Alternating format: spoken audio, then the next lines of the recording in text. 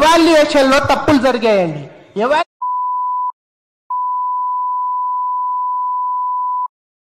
మూల కారణం ఏంటంటే ఎవాల్యుయేషన్ లో తప్పులు జరిగాయండి. ఎవాల్యుయేషన్ ఎలా జరిగింది మీ అందరికీ తెలవాలి. ఎవాల్యుయేషన్ జరిగిన విధానం ఏంటంటే 2 స్టేజ్ల్లో ఎవాల్యుయేషన్ జరిగింది. ఒక స్టేజ్ లో కొంతమందికి కొన్ని సెంటర్స్ వైజ్ గా మనకు పేపర్స్ ఇవ్వడం జరిగింది. అక్కడ ఏం చేశారు, చాలా స్ట్రిక్ట్ ఎవాల్యుయేటర్స్ ఒక క్వశ్చన్ కి 3-4 మార్కులు వేసుకుంటూ పోయారు. ఒక స్థాయిలో కొన్ని సెంటర్స్ పేపర్స్ వచ్చేటప్పటికి ఒక క్వశ్చన్ కి 7-8 మార్కులు వేయడం జరిగింది. మీరు ఊహించండి, ఒక్కొక్క పేపర్ లో మనకు 60-70 మార్కుల వ్యత్యాసాన్ని గనుక మనం పరిగణలోకి తీసుకుంటే కష్టపడిన వాళ్ళకి వచ్చిన మార్కులు ఎంత, కష్టపడకుండా ఆయాచితంగా పొందిన మార్కులు ఎంత. ఇది మన అందరి పేపర్స్ మనకు డివిజన్ బెంచ్ లో వాళ్ళు అడుగుతున్నారు ప్రూఫ్స్ ఏంటని. ప్రూఫ్స్ కి యాక్సెస్ ఎక్కడ ఉంటుందండి? ఎవరి దగ్గర ప్రూఫ్స్ యాక్సెస్ ఉంటుంది? పేపరు టీజీపీఎస్సీ కమిషన్ దగ్గర ఉంటుంది, స్టూడెంట్ దగ్గర మార్కులు ఉంటాయి. ఈ మార్కుల ఆధారంగానే మేము మాకు జరిగిన అన్యాయాన్ని మీ దృష్టికి తీసుకొచ్చినాం. దీనికి న్యాయ ప్రాతిపదిక మనం ఇద్దరి మధ్య, మీ వాదన మా వాదన మధ్య గౌరవ న్యాయమూర్తి గారు సింగిల్ బెంచ్ లో వాళ్ళు వివరంగా విని వాళ్ళు ఇచ్చిన తీర్పుని మీరు అధికార బలంతో పై బెంచ్కి తీసుకెళ్లి కనీసం మా బాధ ఏంటో కూడా వినకుండా మెరిట్స్ ప్రకారం మీరు దాన్ని చూడకుండా దాన్ని స్టే ఇచ్చారు. ఇప్పుడు కొంతమందికి మనం 100 మంది ఉన్నామండి, 50 మందికి ఒక క్వశ్చన్ కి యావరేజ్ గా 3 మార్కులు వేసుకుంటూ ఇంకో 50 మందికి యావరేజ్ గా 7 మార్కులు వేసుకుంటూ పోతే ఇంతకంటే ఓపెన్ అన్యాయం ఏం జరుగుతుందండి? సో అది ఫస్ట్ ఎవాల్యుయేషన్ లో జరిగిన ఒక అన్యాయం. రెండో అన్యాయం, మీరు దేశంలో ఎక్కడ కూడా కాన్జుకేటివ్ నంబర్స్ అంటే ఒకళ్ళ తర్వాత ఒకళ్ళు ఉంటారండి. ఎవరికైనా డిస్క్రిప్టివ్ ఎగ్జామ్ లో మనం యూపీఎస్సీ ఇన్ని ఎగ్జామ్స్ చూస్తున్నాం, దేశ చరిత్రలో ఇన్ని ఎగ్జామ్స్ చూస్తున్నాం, ఎవరికైనా 1369 మందికి ఒకళ్ళకి మార్కులు సమానంగా వస్తాయా?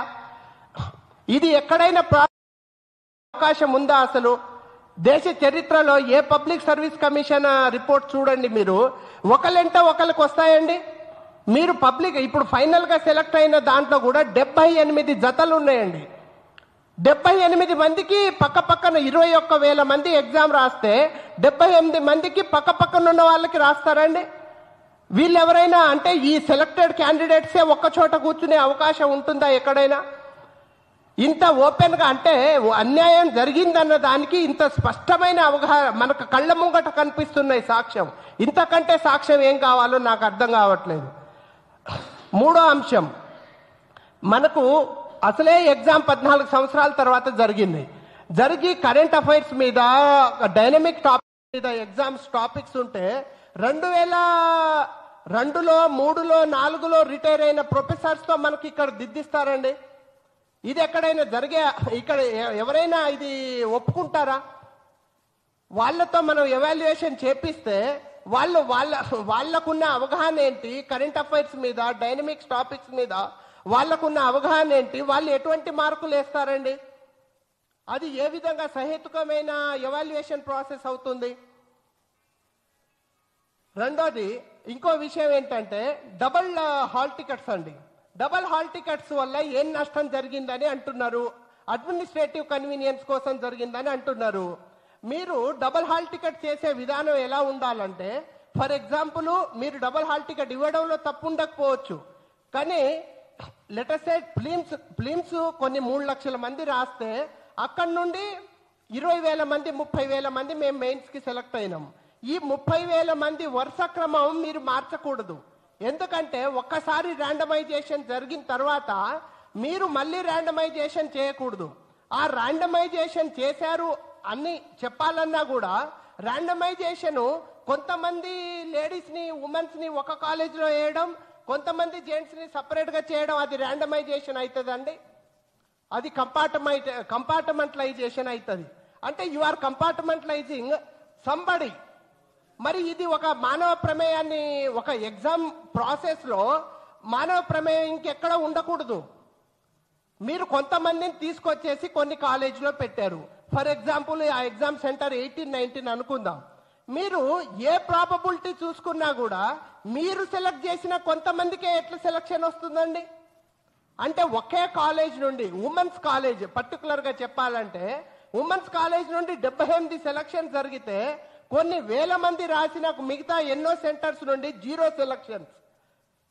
అంటే ఈ టాలెంటెడ్ పూల్ అంతా కూడా ఒక ఉమెన్స్ కాలేజ్లోనే ఉంటుందా? ఇది ఒక కామన్ సెన్స్ కి అందట్లేదా? ఇది కళ్ళ ముంగట కనబడే ఒక ఆధారం కాదా? ఇంకోటి తెలుగు మీడియం అండి, అది క్లియర్ కట్ గా జరుగుతున్న అన్యాయం. ఇక తెలంగాణ వచ్చిన తర్వాత మేమంతా కూడా 2080s 90s లో పుట్టిన వాళ్ళము. మాకు తెలుగు మీడియంలో చదువుకొని వచ్చాము. తెలంగాణ భాషని, యాసని, గోసని మేము ప్రత్యక్షంగా మా పేపర్లు దిద్దే వాళ్ళకి చేరాలని ఇంగ్లీష్ వచ్చినా కూడా మేము తెలుగు ఎంచుకున్నాం. తెలంగాణ ఉద్యమ చరిత్రని కానీ, తెలంగాణ భౌగోళిక చారిత్రక విధానాన్ని కానీ, జరిగిన అన్యాయాన్ని కానీ ఎక్స్ప్రెస్ చేసేటప్పుడు ఈవెన్ ఆర్థిక అంశాలను ఎక్స్ప్రెస్ చేయాలన్నా తెలుగులో కన్నా ఇంగ్లీష్లో మీరు ఏ విధంగా బెటర్గా ఎక్స్ప్లెయిన్ చేయగలరండి? దాన్ని ఎక్స్ప్రెస్ చేయడం కోసం మేము తెలుగుని మా మాధ్యమంగా, ఎగ్జామ్ మాధ్యమంగా ఎంచుకుంటే మీరు కత్తితో కోసినట్టే. అంటే తెలుగు అని కనిపిస్తే తక్కువ మార్కులు వేయాలనే దుర్మార్గపు ఒక దరిద్రపు భావజాలంతో మీరేసిన మార్కులు కావా మాకు? మేము ఈరోజు సభాముఖంగా ఈ వేదిక మూలంగా మేము ప్రశ్నిస్తున్నాం, అభ్యర్థిస్తున్నాం కమిషన్ని. మా పేపర్లు మీరు టాపర్ వచ్చిన వాళ్ళ పేపర్ పక్కన పెట్టండి. నాకు తక్కువ మార్కులు వచ్చి ఉండొచ్చు, లేదా ఇంకోళ్ళకి ఎక్కువ మార్కులు వచ్చి ఉండొచ్చు. ఈ జాబ్ రాని వాళ్ళ పేపర్లు, తెలుగు మీడియం పేపర్లు, జాబ్ వచ్చిన ఇంగ్లీష్ మీడియం వాళ్ళ పేపర్లని పక్కన పెట్టండి. రాష్ట్ర స్థాయిలో ఇంత ఉన్నత స్థానంలో మీరు ఉద్యోగాలు ఇస్తున్నప్పుడు సబ్జెక్ట్ ని చూస్తారా, మీరు మీడియంని చూస్తారా? దేన్ని చూసి మీరు మార్కులు వేస్తారు? సబ్జెక్టులు మీరు పాయింట్ వైజ్ చూడాలి. ఎన్ని పాయింట్లు వేశారు, ఎన్ని డైమెన్షన్లు వేశారు, ఎంత విపులంగా రాశారు, ఎంత విమర్శనాత్మకంగా రాశారు, ఎంత లోతైన విశ్లేషణ చేశారు. ఇది మీకు ప్రాతిపదిక కావాలా? లేకపోతే అందంగా రాశారు, మాకు అర్థం కాకుండా రాశారు, పేజీలు నింపారు, ఇది మీకు ప్రాతిపదిక కావాలా? ఈరోజు మేము కమిషన్ని ఛాలెంజ్ చేస్తున్నాం, బయట పెట్టండి మా పేపర్లందరి. మీకు సమాచార వేదిక, సమాచార చట్టం ప్రకారం కూడా మీకు హక్కు ఉంది, మాకు హక్కు ఉంది అప్లై చేయడానికి. ఈరోజు ఈ సభాముఖంగా మీకు ఛాలెంజ్ విసురుతున్నాం. మా పేపర్లు బయట పెట్టండి, వాళ్ళ పేపర్లు బయట పెట్టండి. పాయింట్స్ వారీగా ఒక నిష్పాక్షికమైన మేధావులు ఉన్నారు కదా, వాళ్ళ సమక్షంలో మా పాయింట్లు ఎన్ని ఉన్నాయి, వాళ్ళ పాయింట్లు ఎన్ని ఉన్నాయి, మేము ఎన్ని డైమెన్షన్లు రాసినాం, వాళ్ళు ఎన్ని డైమెన్షన్లు రాసిర్రో వాళ్ళు దాన్ని పక్కన పెట్టి మా మార్కులు రాకపోతే మీరు ఎటువంటి శిక్షకైనా మేము సిద్ధంగా ఉన్నాం. ఇంత అహేతుకంగా, ఇంత ఒక ఇల్లాజికల్ రీజనింగ్ తో మీరు పేపర్ ఎవాల్యుయేషన్ చేస్తే సమతుల్యాన్ని, మనం పబ్లిక్ సర్వీస్ కమిషన్ యొక్క రాజ్యాంగ బద్ధత ఒక పరీక్షలో సమతుల్యతను పాటించడం, ఒక లెవెల్ ప్లేయింగ్ ఫీల్డ్ ని పాటించడం, దీంట్లో అట్టర్ ఫ్లాప్ అయిందని నేను సభాముఖంగా చెప్తున్నా. మీకు ఇంతకంటే మీకు ఇల్లాజికల్ థింగ్ తెలవట్లేదా? కొన్ని సెంటర్స్ లో మీరు హై మార్క్స్ వేస్తారు, కొన్ని సెంటర్లో లో మార్క్స్ వేస్తారు. ఈ డిఫరెన్స్ ని గమనించాల్సిన బాధ్యత ఎవరి మీద ఉంటుందండి? కమిషన్ మీద ఉండదా? మీరు ఎన్నిసార్లు చెక్ చేశారు? మీరు ఇలాంటి ఇవ్వకూడదని ఎన్నిసార్లు మీరు ఇన్స్ట్రక్షన్ ఇచ్చారు? దీన్నే మోడరేషన్ అంటారండి. అంటే ఒకళ్ళు సులువైన వాళ్ళు ఉంటారు, ఒకళ్ళు హార్డ్ స్టిక్ వాళ్ళు ఉంటారు. ఈ ఎక్కువ తక్కువ డిఫరెన్స్ ఉండద్దు అని మోడరేషన్ పద్ధతిని మనకు సింగిల్ జడ్జి గారు ఫాలో అవ్వమని చెప్పారు. రీసెంట్ గా మనకు వెస్ట్ బెంగాల్లో 25,000 మంది టీచర్లను తీశారండి. వాళ్ళు సర్వీస్ లో జాయిన్ అయ్యి ఆ సందర్భంగా గౌరవ సుప్రీంకోర్టు ఒక మాట చెప్పింది.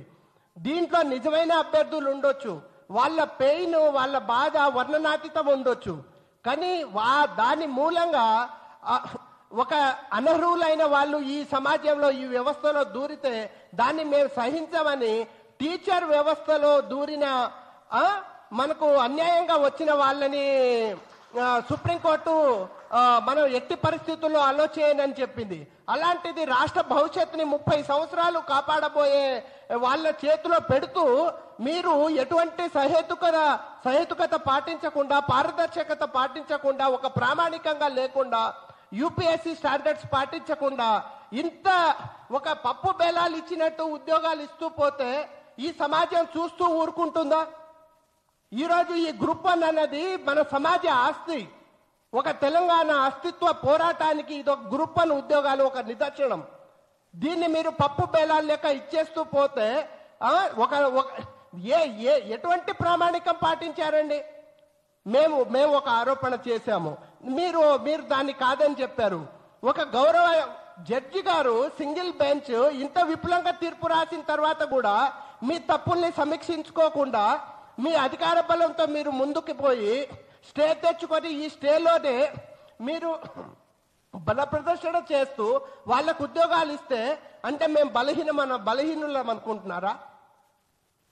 ఈ రోజు చెప్తున్నామండి, ఈ గ్రూప్ 1 ఉద్యోగాలు అన్నవి మన భావితరాల భవిష్యత్తుని ప్రశ్నార్థకం చేస్తున్నాయి. దీన్ని సహేతుకంగా ఈ రోజు నాకు జాబ్ రాలేదనో రేపు నాకు వస్తుందనో నేను చెప్పట్లేదు.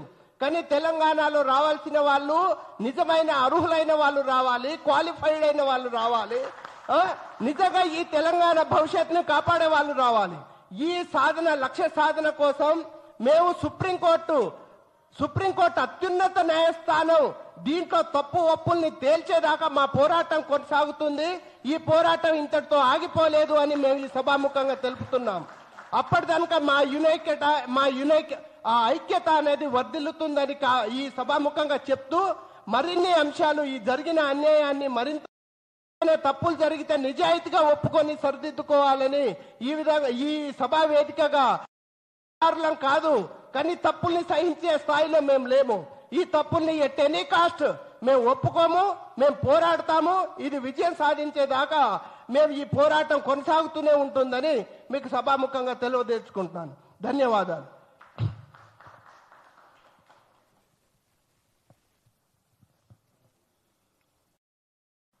సో ఫస్ట్ ఆఫ్ ఆల్ నేను ఒక కొటేషన్తో స్టార్ట్ చేద్దాం అనుకుంటున్నాను. సత్యమేవ జయతే అంటే అనేది చావలేదు, ఇంకా బ్రతికే ఉంది, అందరికీ న్యాయం జరుగుతుందని. అయితే ఈ గ్రూప్ అయ్యాయండి. అంటే నేను ఫస్ట్ ఆశ్చర్యపోయింది ఎప్పుడని అంటే సింగిల్ జడ్జ్ అంత జడ్జిమెంట్ ఇస్తే అంటే 4-5 నెలలు ఆయన కఠినంగా మొత్తం అంటే రచనారెడ్డి మేడం కానీ మంచి అడ్వకేట్స్ వాళ్ళు మొత్తం అంటే ఉన్న ఫ్యాక్ట్ని ముందు తీసుకొచ్చారు. అంటే దీంట్లో జరిగిన అన్యాయం ఏంది అని అంటే first thing is evaluation process. అంటే మీరు ఎలా అంటున్నారు అనేసి మీకు ఒక క్వశ్చన్ రావచ్చు. ఇప్పుడు నేను పక్కన జైల్ సింగ్ సారు మేము యూపీఎస్సీ మెయిన్స్ ఇంటర్వ్యూ స్థాయికి వెళ్ళేసి ఎస్ఏలలో ఆల్మోస్ట్ 139 మార్క్స్ తనకు, నాకు 120 మార్క్స్ దానికి ఎస్ఏలో వచ్చాయనండి. అయితే ఎస్ఏ అక్కడ మాకు 2 ఎస్ఎస్లోనే బ్రహ్మాండంగా మార్క్స్ వచ్చాయి. ఇక్కడ 3 ఎస్ఎస్ ఉంటే మాకు 40 అంటే 50 మార్కులు మాకు దాటకుండా చేశారు.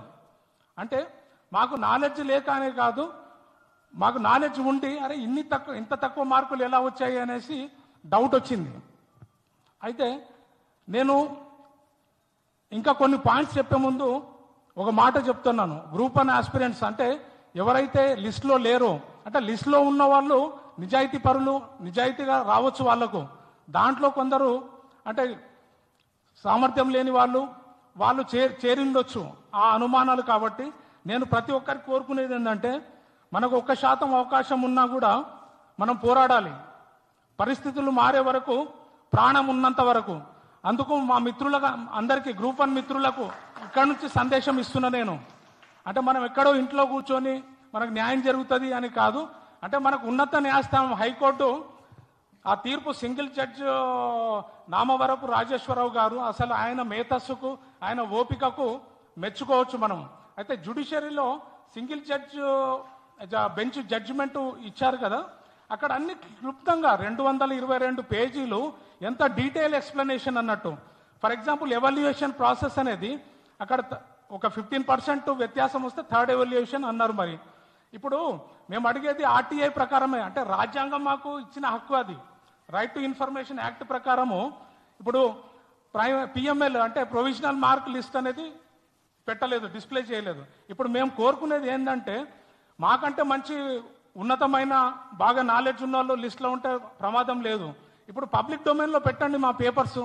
మేము టీజీపీఎస్సికి మేము రిక్వెస్ట్ చేసేది ఏంటంటే please put our papers on public domain. అంటే అందరు ఇప్పుడు 562 ఎవరైతే సెలెక్ట్ అయ్యారో నేను ఛాలెంజ్ చేసేది అంటే మా పేపర్స్ వాళ్ళ కరెక్ట్ రీఎవాల్యుయేషన్ ఇప్పుడు జడ్జిమెంట్ ఇచ్చింది, అదే రీఎవాల్యుయేషనా రీమెయిన్సా అనేది సింగిల్ బెంచ్ జడ్జిమెంట్ ఇచ్చింది. కాబట్టి ఇక్కడ డివిజన్ బెంచ్కి వచ్చేసే వరకు అసలు అది ఒక 2 గంటలలో 3-4 నెలల నుంచి వాదన అనేది ఆర్గ్యుమెంట్స్ కనీసం మా అడ్వకేట్స్కి టైం కూడా కేటాయించలేదు. అంత ఈజీగా ఆ స్టేని ఎత్తివేస్తూ మీరు అపాయింట్మెంట్స్ ప్రొసీడ్ కావచ్చు అనేది ఇక్కడ మా బాధ అనేది. అంటే ఇప్పుడు అక్టోబర్ 15కి ఆర్గ్యుమెంట్స్ వింటారా, జడ్జిమెంట్ వస్తుందా, అది తర్వాత విషయము. మరి ఇప్పుడు గవర్నమెంట్ ఇంత తొందరగా అపాయింట్మెంట్స్ ఇవ్వడానికి కారణం ఏంటి? ఇప్పుడు అంతా ట్రాన్స్పరెంట్గా అకౌంటబుల్గా జరిగిందని అనుకుందాము, మరి ఇంత హడావుడి ఎందుకు? ఆ నైటే ఇచ్చారు, మళ్ళీ ఒక 2 డేస్లో అపాయింట్మెంట్స్ ఆర్డర్స్ ఇచ్చారు. అంటే దీనికంటే ముందు ఒక హాస్యాస్పదమైన ఇష్యూ జరిగిందండి. ఇప్పుడు ఎవరైతే లిస్ట్లో ఉన్నారో వాళ్ళ పేరెంట్స్ అంతా వచ్చేసి ప్రెస్ మీట్ పెట్టారు ఇక్కడ. అంటే మాకు పేరెంట్స్ లేరా, మాకు ఆ ఎమోషన్స్ లేవా, అంటే మా పేరెంట్స్ ఏడుస్తలేరా? అంటే ఎంత 21,000 మంది పైచీలకు అందరి పేరెంట్స్ బాధల్లోనే ఉన్నారు. అయితే ఇక్కడ మేము కోరుకునేది ఏంటంటే అందరు ఆస్పిరెంట్స్ తరఫున నా నంబర్ రాలేదు, నాకు సెలెక్ట్ చేయలేదు అనేది కాదు. ఇక్కడ ఇప్పుడు తెలంగాణకు లేక మనము 2014లో తెలంగాణ తెచ్చుకుంటే పేపర్ లీకులు అలా అని జరిగిపోయింది. ఇప్పుడు వీళ్ళు ఎవరైతే పోస్టింగ్లో ఎంటర్ అవుతారో వాళ్ళు 30 సంవత్సరాలు అడ్మినిస్ట్రేషన్లో ఉంటారు వాళ్ళు. మరి ఇప్పుడు నాలెడ్జ్ లేని వాళ్ళు, కెపబుల్ లేని వాళ్ళు ఎంటర్ అయితే అంటే మన తెలంగాణ రాష్ట్ర పరిస్థితి ఏంది అని అంటున్నాను నేను. అంటే ఆ నాలెడ్జ్ ఉన్న వాళ్ళు అయితే ఎఫిషియెంట్గా అడ్మినిస్ట్రేషన్ చేస్తారండి. అయితే ఇప్పుడు మెయిన్ ఇష్యూస్కి వచ్చేస్తే నేను ఒక్కొక్కటి కొంత లిస్ట్ చేస్తాను.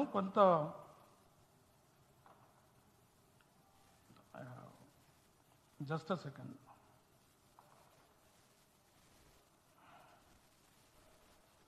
ఇప్పుడు జడ్జిమెంట్లోని కీలక అంశాలండి. I just briefly narrate that. అభ్యర్థుల సంఖ్యలో తేడాలు అంటే ఇప్పుడు ప్రిలిమ్స్ నిర్వహించినప్పుడు సెలక్షన్ లిస్టులో 21,075 మంది ఉన్నారండి. తర్వాత ఏం చేశారు, ఒక 10 మందిని జమ చేశారు. అయితే 21,085 మంది అయినారు. మరి ఆ 10 మంది ఎక్కడి నుంచి వచ్చినారు?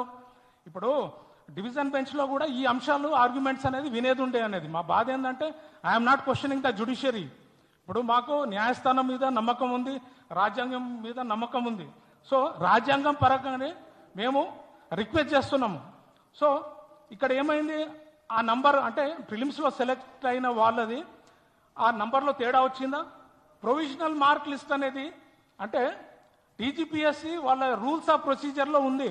సో ఆ పిఎంఎల్ అనేది డిస్ప్లే చేయలేదు ఇంతవరకు, ఏదో జిఆర్ఎల్ ఇచ్చారు. సెకండ్ ఏంటంటే coming to hall ticket irregularities. ఇప్పుడు నేను యూపీఎస్సీ ఎగ్జామ్ రాశానండి. సో యూపీఎస్సీలో ఏముంటుంది, మనకు ఆన్సర్ షీట్ మీద ఏదైతే ఓఎంఆర్ ఉందో అక్కడ ఓన్లీ హాల్ టికెట్. సో ఇక్కడ ఏం చేశారు, అసలు ఇప్పుడు డేట్ ఆఫ్ బర్త్ కానీ, ఇప్పుడు కులము కానీ, మతము కానీ, వాళ్ళ ఏ కాస్ట్ నుంచి, ఇవన్నీ అవసరం లేదు కదా. ఆ ఆన్సర్ షీట్ మీద మా పేరుతోనే ఈజీగా ఫలానా కమ్యూనిటీ అనేది తెలిసిపోతుంది. అంటే అది కరెక్షన్ ఎగ్జామినర్కి that is not required actually. So UPSC has in the prelims also 1 hall ticket. అంటే యూనిక్ ఒకటే హాల్ టికెట్ మీద we go through the entire process, the prelims, mains and interview finally. So ఒకటే hall ticket ఉంటుంది. సో ఇక్కడ ఏం చేశారు, 2 hall tickets అన్నట్టు, అంటే డబల్ హాల్ టికెట్స్.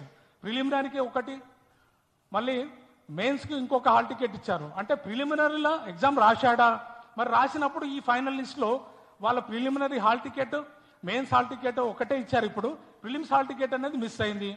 మరి వాళ్ళ నేమ్స్ అనేది యూపీఎస్సీ నేమ్స్తో సహా మొత్తం వాళ్ళు ఏ కేటగిరీ, ఏ పోస్టింగ్ వచ్చింది అనేది క్లుప్తంగా డిస్ప్లే చేస్తుంది.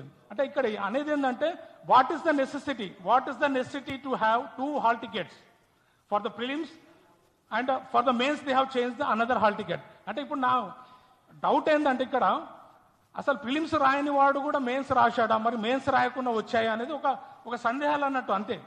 సో మాకు కోర్టు మీద బాగా విశ్వాసం ఉంది, కాన్స్టిట్యూషన్ మీద చాలా విశ్వాసం ఉంది, కాబట్టి మాకు న్యాయం జరుగుతుంది. అందుకే నేను సత్యమేవ జయతే అని స్టార్ట్ చేశాను. సో అది జరుగుతుంది తప్పక. So centre wise gender wise bias ఏంది అంటే ఇక్కడ ఏందా, ఇట్స్ ఫండమెంటల్ రైట్ వయలేషన్ అన్నట్టు. Article 14, 16 is completely violated, even article 17. అంటే ఇప్పుడు కాస్ట్ సెగ్రిగేషన్, ఈ డిస్క్రిమినేషన్, ఏజ్ డిస్క్రిమినేషన్ ఎందుకండి? ఎగ్జామ్ రాశాడా, వాడి అర్హత ఉందా, అర్హత ఉంటేనే ఫలానా క్యాండిడేట్ లిస్ట్లో ఉంటాడు, లేదా అంటే యూపీఎస్సీ అంత అంత ట్రాన్స్పరెంట్గా అంత ఫేత్ఫుల్గా చేస్తున్నప్పుడు మరి టీజీపీఎస్సీ ఎందుకు చేయడం లేదు? అయితే మన టీజీపీఎస్సీ చైర్మన్ బుర్రా వెంకటేశం గారు ఏమన్నారు? మేము మొత్తం దేశం నుంచి మంచి మంచి ప్రొఫెసర్లను తెచ్చాము అని అన్నారు. అంటే ఇప్పుడు యూపీఎస్సీ ఆ స్టాండర్డ్స్ ఉన్న ఫ్యాకల్టీ దిద్దితేనే అక్కడ యూనిక్గా అందరికీ న్యాయం జరుగుతుంది. నువ్వు ఫ్యాకల్టీకి బ్లూ ప్రింటే ఇవ్వలేదు. యూపీఎస్సీలో ఏంది? బ్లూ ప్రింట్ అనేది ఉంటుంది, ఈ ప్రశ్నకు ఈ పాయింట్స్ ఉంటే మార్కులు పడాలనేసి. ఇప్పుడు బ్లూ ప్రింట్ అనేది లేదండి. ఇప్పుడు కరెంట్ అఫైర్స్ 20 years బ్యాక్ ఎవరో రిటైర్డ్ అయ్యారు, ఆయనకు తెచ్చి కరెక్షన్ చేయించారు. నేను అనేది ఏంటంటే ఆ క్వాలిటేటివ్ ఆన్సర్, ఆ అనాలిసిస్ అనేది ఒక్క క్వశ్చన్ని 100 రకాలుగా రాయొచ్చు. ఇప్పుడు సార్ ఒక రకంగా, నేను ఒక రకంగా, అభ్యర్థులంతా వేరే వేరే అభిప్రాయాలు ఉంటాయి. ఆ ఒపీనియన్, దాన్ని అనాలిసిస్ చేసిన వ్యక్తే అది దానికి అర్హుడు అన్నట్టు. అక్కడ నిర్ణయిస్తాడు ఎన్ని మార్కులు వస్తాయి క్యాండిడేట్కి అనేసి. సో ఇక్కడ జెండర్ బయాస్, ఇప్పుడు యూపీఎస్సీలో అదే కోటి ఉమెన్స్ కాలేజ్లో centre 89-19, so there are like in the finalist 71 candidates have made to the final list in the selection list, I am saying. So అక్కడ ఓన్లీ ఫీమేల్ క్యాండిడేట్స్కి ఆ సెంటర్స్ అలొకేట్ చేయడం జరిగింది. So but యూపీఎస్సీలో అక్కడ మేల్ ఫీమేల్ ఈ gender bias అనేది ఉండదు. So it's completely violation of the fundamental right. అంటే gender bias category article 14 violate చేస్తున్నారు. సో అలాగే ఎవాల్యుయేషన్లో లోపాలు అయినాయండి. ఎవాల్యుయేషన్లో లోపాలు ఎలా అని అంటే, ఇప్పుడు టోటల్ ఆన్సర్ స్క్రిప్ట్స్ వచ్చేసి 1,26,000 అండి. ఆఫ్ ఆల్ ద ఆస్పిరెంట్స్ ఎవరైతే 21,000 ఉంటాయో ఇంటూ 7 చేస్తే ఆన్సర్ స్క్రిప్ట్స్ని they have corrected within very like less than 90 days. అంటే అది మామూలుగా క్యాల్కులేషన్ చేస్తే దట్స్ హైలీ ఇంపాసిబుల్. సో కొంత సోషల్ మీడియాలో కూడా నేను అనలిస్ట్ చేశారు కదా, they have said that they have corrected the paper in 2 minutes. ఇప్పుడు ఒక పేపర్ ఉందండి, news paper something, when you go through that you can't even go through the headlines completely. So వీళ్ళు answer scripts ఒక 2 నిమిషాలలో 10 నిమిషాలలో ఎలా దిద్దగలిగారు అంటే మాకు ఆ డౌట్ అనేది ఏంటంటే ఎవాల్యుయేషన్లో లోపాలు ఉన్నాయి. కాబట్టి అది మరి మా విన్నపం ఏంటంటే, మేము గవర్నమెంట్ కానీ టీజీపీఎస్సీని కానీ ఏదో బ్లేమ్ చేయడం కాదు, మాకు రైట్స్ ఉన్నాయి. As a citizen we have the rights. So మేము డిమాండ్ చేస్తున్నది ఏంటంటే, అది రీఎవాల్యుయేషన్ జరుగుతుందా, రీమెంట్ జరుగుతుందా, as per the single bench judgement ఏదైతే తీర్పు ఇచ్చిందో దానికి అనుకూలంగా మేము పాటిస్తామనేసి. సో అన్క్వాలిఫైడ్ బయాస్డ్ ఎవాల్యుయేటర్స్ అండి. ఇప్పుడు ఎకానమీ అండ్ డెవలప్మెంట్ అనే పేపర్ ఉంది, అక్కడ ఎన్వైరన్మెంట్ ఎకాలజీ ఒక 50 మార్క్స్ క్వశ్చన్స్ ఉంటుందండి. సో ఎకానమీ ఫ్యాకల్టీ కానీ ఆయన ఇప్పుడు ఎన్వైరన్మెంట్ అనే నాలెడ్జ్ ఉండదు ఇక్కడ. సో ఆల్రెడీ వాళ్ళు ఇచ్చిన లిస్ట్లోనే ఈ ఎవరెవరు దిద్దారు అనేది అక్కడ లిస్ట్ ఇచ్చారు. సో ఇక్కడ అన్క్వాలిఫైడ్ వాళ్ళతో అంటే సబ్జెక్ట్, ఇప్పుడు ఒక కొటేషన్ ఉందండి, ఇప్పుడు మనము దేని గురించి ఒక విషయం గురించి మాట్లాడుతున్నాం అనుకోండి, 10,000 మంది ఉన్నా కూడా ఒక్కడికి ఆ విషయం గురించి తెలియదంటే అది 0 అన్నట్టు, అంటే దట్ ఈస్ యూస్లెస్. సో ఇక్కడ గ్రూప్ 1లో కూడా ఈ దిద్దడంలో ఈ అన్యాయం జరిగింది అని నేను భావిస్తున్నాను. అలాగే లాంగ్వేజ్ డిస్క్రిమినేషన్ జరిగింది. మా మిత్రుడు చెప్పినట్టు ఈ తెలుగు మీడియము క్యాండిడేట్స్ అనేది లెస్ దెన్ 1%. అంటే ఆ టోటల్ 100%లో 1%. అదే ముస్లిం క్యాండిడేట్స్ వచ్చేసి వాళ్ళు 10%. అంటే ఇక్కడ total segregation and the discrimination రీకౌంటింగ్లో ఫ్లాస్. మళ్ళీ అంటే రీకౌంటింగ్లో ఎక్కడ ఇప్పుడు ఏదో సో ఇక్కడ నేను చెప్పదలుచుకునేది ఏంటంటే, ఇప్పుడు ఎమోషనల్గా వచ్చేసి ప్రెస్ మీట్లో ఏడవడము కానీ చెప్పేది ఏంటంటే, as per the single bench judgement ఏదైతే తీర్పు ఇచ్చిందో మేము దానికి పాటిస్తున్నాం. ఏది ఫీజిబిలిటీ అయితే you please do justice for us. So ఇప్పుడు మాకు October 15th జడ్జ్మెంట్ ఏదో వస్తుంది అనేసి మేము ఉన్న ఆశతోని, మాకు ఇక్కడ న్యాయం జరగకుంటే మేము ఫైనల్లీ సుప్రీంకోర్టుకు సుప్రీంకోర్టు డోర్స్ వరకు వెళ్తామండి. సో న్యాయం అనేది కొంత లేట్ కావచ్చు. అయితే నేను ఇంకో విషయం ఇక్కడ చెప్పదలిసేది ఏంటంటే, ఆంధ్రప్రదేశ్ గవర్నమెంట్ గ్రూప్ 1 2018 నోటిఫికేషన్లో నేను సార్ విక్టిమ్సే. ఇప్పుడు ఆ జడ్జిమెంట్ రిజర్వ్లో ఉంది డివిజన్ బెంచ్. సో మేబీ మా ఫేవర్లో వస్తుంది ఆ జడ్జిమెంట్. ఎందుకంటే అవకతవకలు జరిగాయండి అక్కడ, వెల్డింగ్ చేసే వాళ్ళతో వీళ్ళతో తెచ్చారని మేము పేపర్లో చదివాము. సో గ్రూప్ 1 ఎగ్జామినేషన్ అనేది పల్లి బఠానీలు కాదు. ఇదేదో ఎవరికంటే వాడికి అమ్ముకోవడానికి అలా అనేసి ఎప్పుడు న్యూస్ పేపర్లలో వచ్చింది 3 కోట్లకు అమ్మారు అది అనేసి నిరూపించాలని అంటే సిబిఐ ఎంక్వైరీ కావాలి. ఇప్పుడు నన్ను నిరూపించమంటే ఎలా నిరూపిస్తాను? That is in the hands of the government. ప్రభుత్వం చేయాలి ఇది. So CBI enquiry, judicial commission ఇవి చేస్తే ఈ విషయాలన్నీ ఇప్పుడు నిజంగా కరప్షన్ జరిగిందా లేకపోతే అవకతవకలు జరిగినాయని వాళ్ళు నిర్ణయిస్తారు. కాబట్టి ఇప్పుడు సింగిల్ బెంచ్ జడ్జిమెంట్ ఏదైతే తీర్పు ఇచ్చారో దానికి మేము చాలా సంతోషంగా ఉన్నాం. అలాగే నేను ఫైనల్గా రిక్వెస్ట్ చేసేది ఏంటంటే మిత్రులందరూ అంటే గ్రూప్ 1 ఆస్పిరెంట్స్ మేబీ ఈ ప్రెస్ మీట్ చూస్తున్నారేమో, అందరు కదిలి రావాలి బయటికి. అన్యాయం జరిగింది కాబట్టి బయటికి రావాలి. అంటే ఫైనల్గా నేను కంక్లూడ్ చేస్తా. మొన్న జై భీమ్ సినిమా చూశాను నేను. అది రిజల్ట్ వచ్చిన రోజే ఆ సినిమా చూడటము. ఇక్కడ గ్రూప్ 1లో అదే జరిగిందండి. ఆస్పిరెంట్స్కి అందరికీ నేను రిమైండర్ చేస్తున్నా, జై భీమ్ సినిమా మొత్తము అంటే అక్కడ ఫిజికల్ అసాల్ట్ కోసం మనం పోరాడాలి, అందరు ముందుకు రావాలని నేను రిక్వెస్ట్ చేస్తున్నా. జై హింద్, జై తెలంగాణ. సో ఇక్కడ నేను ఒకటి చెప్పాలనుకుంటున్నాను ఏంటంటే, టీజీపీఎస్సీ ఒక కాన్స్టిట్యూషనల్ బాడీయా లేకపోతే ఒక పొలిటికల్ పప్పెటా? ఎందుకంటే ఈ డివిజనల్ బెంచ్ ఏం చెప్పిందండి? ఇంట్రీమ్ ఆర్డర్ ఇచ్చింది. ఎనీ అపాయింట్మెంట్ ఆర్డర్ ఈ సబ్జెక్ట్ టు ఫైనల్ జడ్జ్మెంట్ అని చెప్పినాక కూడా ఎందుకు అపాయింట్మెంట్ ఆర్డర్స్ ఇచ్చిండ్రు? ఎందుకంత రష్ మీకు? మీ ఇచ్చిన తొందరలో మెయిన్స్ స్పెల్లింగ్ మిస్టేక్ చేసిండ్రు అండ్ అగెయిన్స్ట్ స్పెల్లింగ్ మిస్టేక్ కూడా రాదా? ఇది ఒక కాన్స్టిట్యూషనల్ ఇండిపెండెంట్ బాడీ కదా. మళ్ళీ ఈ రిజల్ట్ డిక్లేర్ చేయడంలో ఉన్న అతి ఉత్సాహం జాబ్ క్యాలెండర్ ప్రకటించడంలో ఎందుకు లోపించింది? అండ్ ఈ గ్రూప్ 1 నోటిఫికేషన్ అనేది మొదటి నుంచి ఇప్పటి వరకు కూడా అదొక తప్పుల తడక. సెకండ్ టైం గ్రూప్ 1 క్యాన్సిల్ అయినప్పుడు బయోమెట్రిక్ రీజన్ వల్ల కోర్టు ఏం చెప్పిందండి? జస్ట్ రీ ఎగ్జామ్ మాత్రమే కండక్ట్ చేయమని చెప్పింది. బట్ రేవంత్ రెడ్డి గారు ఏం చేసినారు? రీ నోటిఫికేషన్ ఇచ్చి 60 మెంబర్స్ ని అదనంగా 60 పోస్టులు తీసుకొచ్చి 2 లక్షల మందిని అదనంగా కాంపిటీషన్ కి తీసుకొచ్చారు. అంటే ఎవరైతే ఏళ్ల తరబడి నుంచి ప్రిపేర్ అవుతున్నారో వాళ్ళకి మీరు ఏం న్యాయం చేసినట్టు? రీసెంట్ గా డిగ్రీ పాస్ అవుట్ అయిన వాళ్ళు వచ్చి ఇప్పుడు అపాయింట్మెంట్ ఆర్డర్స్ తీసుకుంటుంటే ఏళ్ల తరబడి ప్రాణం పెట్టి ఎన్నో సాక్రిఫైసెస్ చేసి ఈ ఉద్యోగమే వాళ్ళ జీవితం అనుకొని ప్రిపేర్ అయిన వాళ్ళ పరిస్థితి ఏంటి? రేవంత్ రెడ్డి గారు మీరు ఒకటి గుర్తుపెట్టుకోండి, ఇక్కడ ఉన్న ఆస్పిరెంట్స్ అందరూ ఇంత ముందుకొచ్చి మాట్లాడుతున్నాము, ఎందుకు మీరు మా విషయాలు కన్సిడర్ చేయట్లేదు? మీరు నేను ఒక మాట అన్నారు, నేను నా ఎన్నికల విషయంలో కూడా నేను ఇంత బాధపడలేదు, కానీ మీ నియామక పత్రాలు ఇస్తానో ఇయ్యనో అని మీరు బాధపడ్డానని చెప్పినారు కదా. మరి ఎందుకండి ఇంతమంది ఇన్ని వేల మంది ఆశలని అడియాశలు చేస్తూ కేవలం 562 మందినే మీరు ఇంపార్టెన్స్ ఇచ్చి వాళ్ళకే మీరు ఈరోజు పట్టం కట్టారు. ఇక్కడ ఉన్న వాళ్ళు ఆస్పిరెంట్స్ కాదా? మీకు తెలియదా లోపాలు జరిగినాయని? సింగిల్ బెంచ్ ఇచ్చిన తీర్పులో ఎంత డీప్ గా అనలైజ్ చేసి ఎన్ని లోపాలు ఉన్నాయో అన్ని స్ట్రిక్ట్ గా బయట పెట్టినప్పటికీ కూడా మీరు ఎందుకు పెడచవన పెడుతున్నారు? ఇంగ్లీష్ క్వాలిఫైయింగ్ పేపర్ అండి. ఇంగ్లీష్ క్వాలిఫైయింగ్ పేపర్ ఉన్నప్పుడు అందులో క్వాలిఫై కాని వాళ్ళని నెక్స్ట్ పేపర్స్ ని ఇవాల్యుయేట్ చేయొద్దు అనేది నోటిఫికేషన్ రూల్. కానీ నోటిఫికేషన్ రూల్ ని వయలేట్ చేస్తూ వాళ్ళ అన్ని పేపర్స్ ని ఇవాల్యుయేట్ చేసి జిఆర్ఎల్ లో ఎందుకు ఇంక్లూడ్ చేసినారు?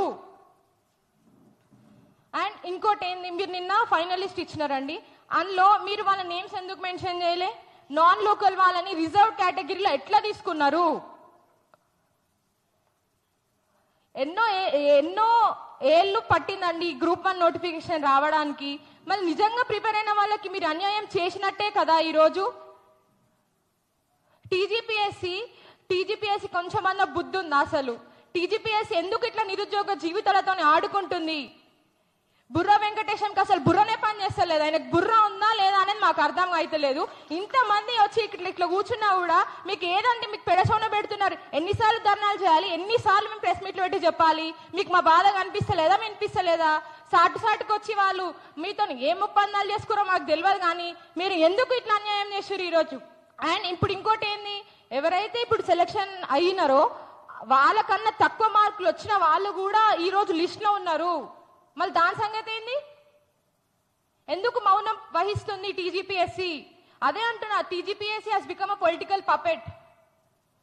అండ్ ఇంకో విషయం, మీరేం retired faculty and private coaching centres లో పాఠాలు చెప్పుకున్న ఫ్యాకల్టీని తీసుకొచ్చి ఈ రోజు మీరు పేపర్ ఇవాల్యుయేషన్ చేపిస్తే ఎవరికి మీరు ఊడిగం చేద్దాం అనుకుంటున్నారు? ఇప్పుడు అదే మీరు కోచింగ్ సెంటర్స్ వాళ్ళని తీసుకొచ్చి కరెక్షన్ చేయించారు కదా, మళ్ళీ అదే కోచింగ్ సెంటర్ లో వాళ్ళ స్టూడెంట్స్ ఉంటే వాళ్ళకి పార్షాలిటీ చూపించారా అండి?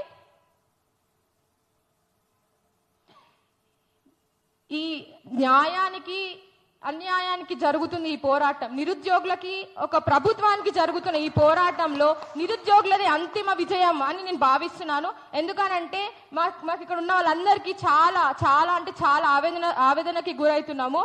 మేము ఖచ్చితంగా మీకు బుద్ధి చెప్తాం. రేవంత్ రెడ్డి గారు ఇల్లలుకగానే పండగ కాదు, ఉద్యోగ నియామక పత్రాలు ఇచ్చినంత మాత్రాన ఉద్యోగాలు రావండి. మేము ఖచ్చితంగా బరాబర్ మేము కొట్లాడతాం. మేము ఆ నోటిఫికేషన్ లో ఎన్ని లోపాలు ఉన్నాయో అవన్నీ బయటకు నిలదీసి మీకు చెంపపెట్టు లాంటి సమాధానం చెప్తామని నేను ఈ వేదిక నుంచి మిమ్మల్ని హెచ్చరిస్తా ఉన్నాను. Thank you. జడ్జిమెంట్ లోని కొన్ని అంశాలు మాత్రమే మీ ముందుకు తీసుకువస్తున్నాను మిత్రులారా. నేను నా పర్సనల్ గాని కొత్త విషయాలు ఏమీ లేవు ఇక్కడ. ముందుగా కమిషన్ కానీ కమిషన్ అడ్వకేట్స్ కోర్టు సందర్భంగా చెప్తున్నటువంటి నోటిఫికేషన్లో చర్చకు తెస్తా ఉన్నారు. ఎలాంటి ఉల్లంఘనలు జరిగాయో నేను ఈ వేదిక సందర్భంగా కొన్ని మీ ముందుకు తీసుకువస్తా ఉన్నాను. ముందుగా ప్రధానమైన ఉల్లంఘన ప్రొవిజనల్ మార్క్స్ లిస్ట్ ప్రకటించకపోవడం. అది ఒక బ్లండర్ మిస్టేక్ ఫ్రమ్ టీజీపీఎస్సీ. ఎందుకంటే మార్చిలో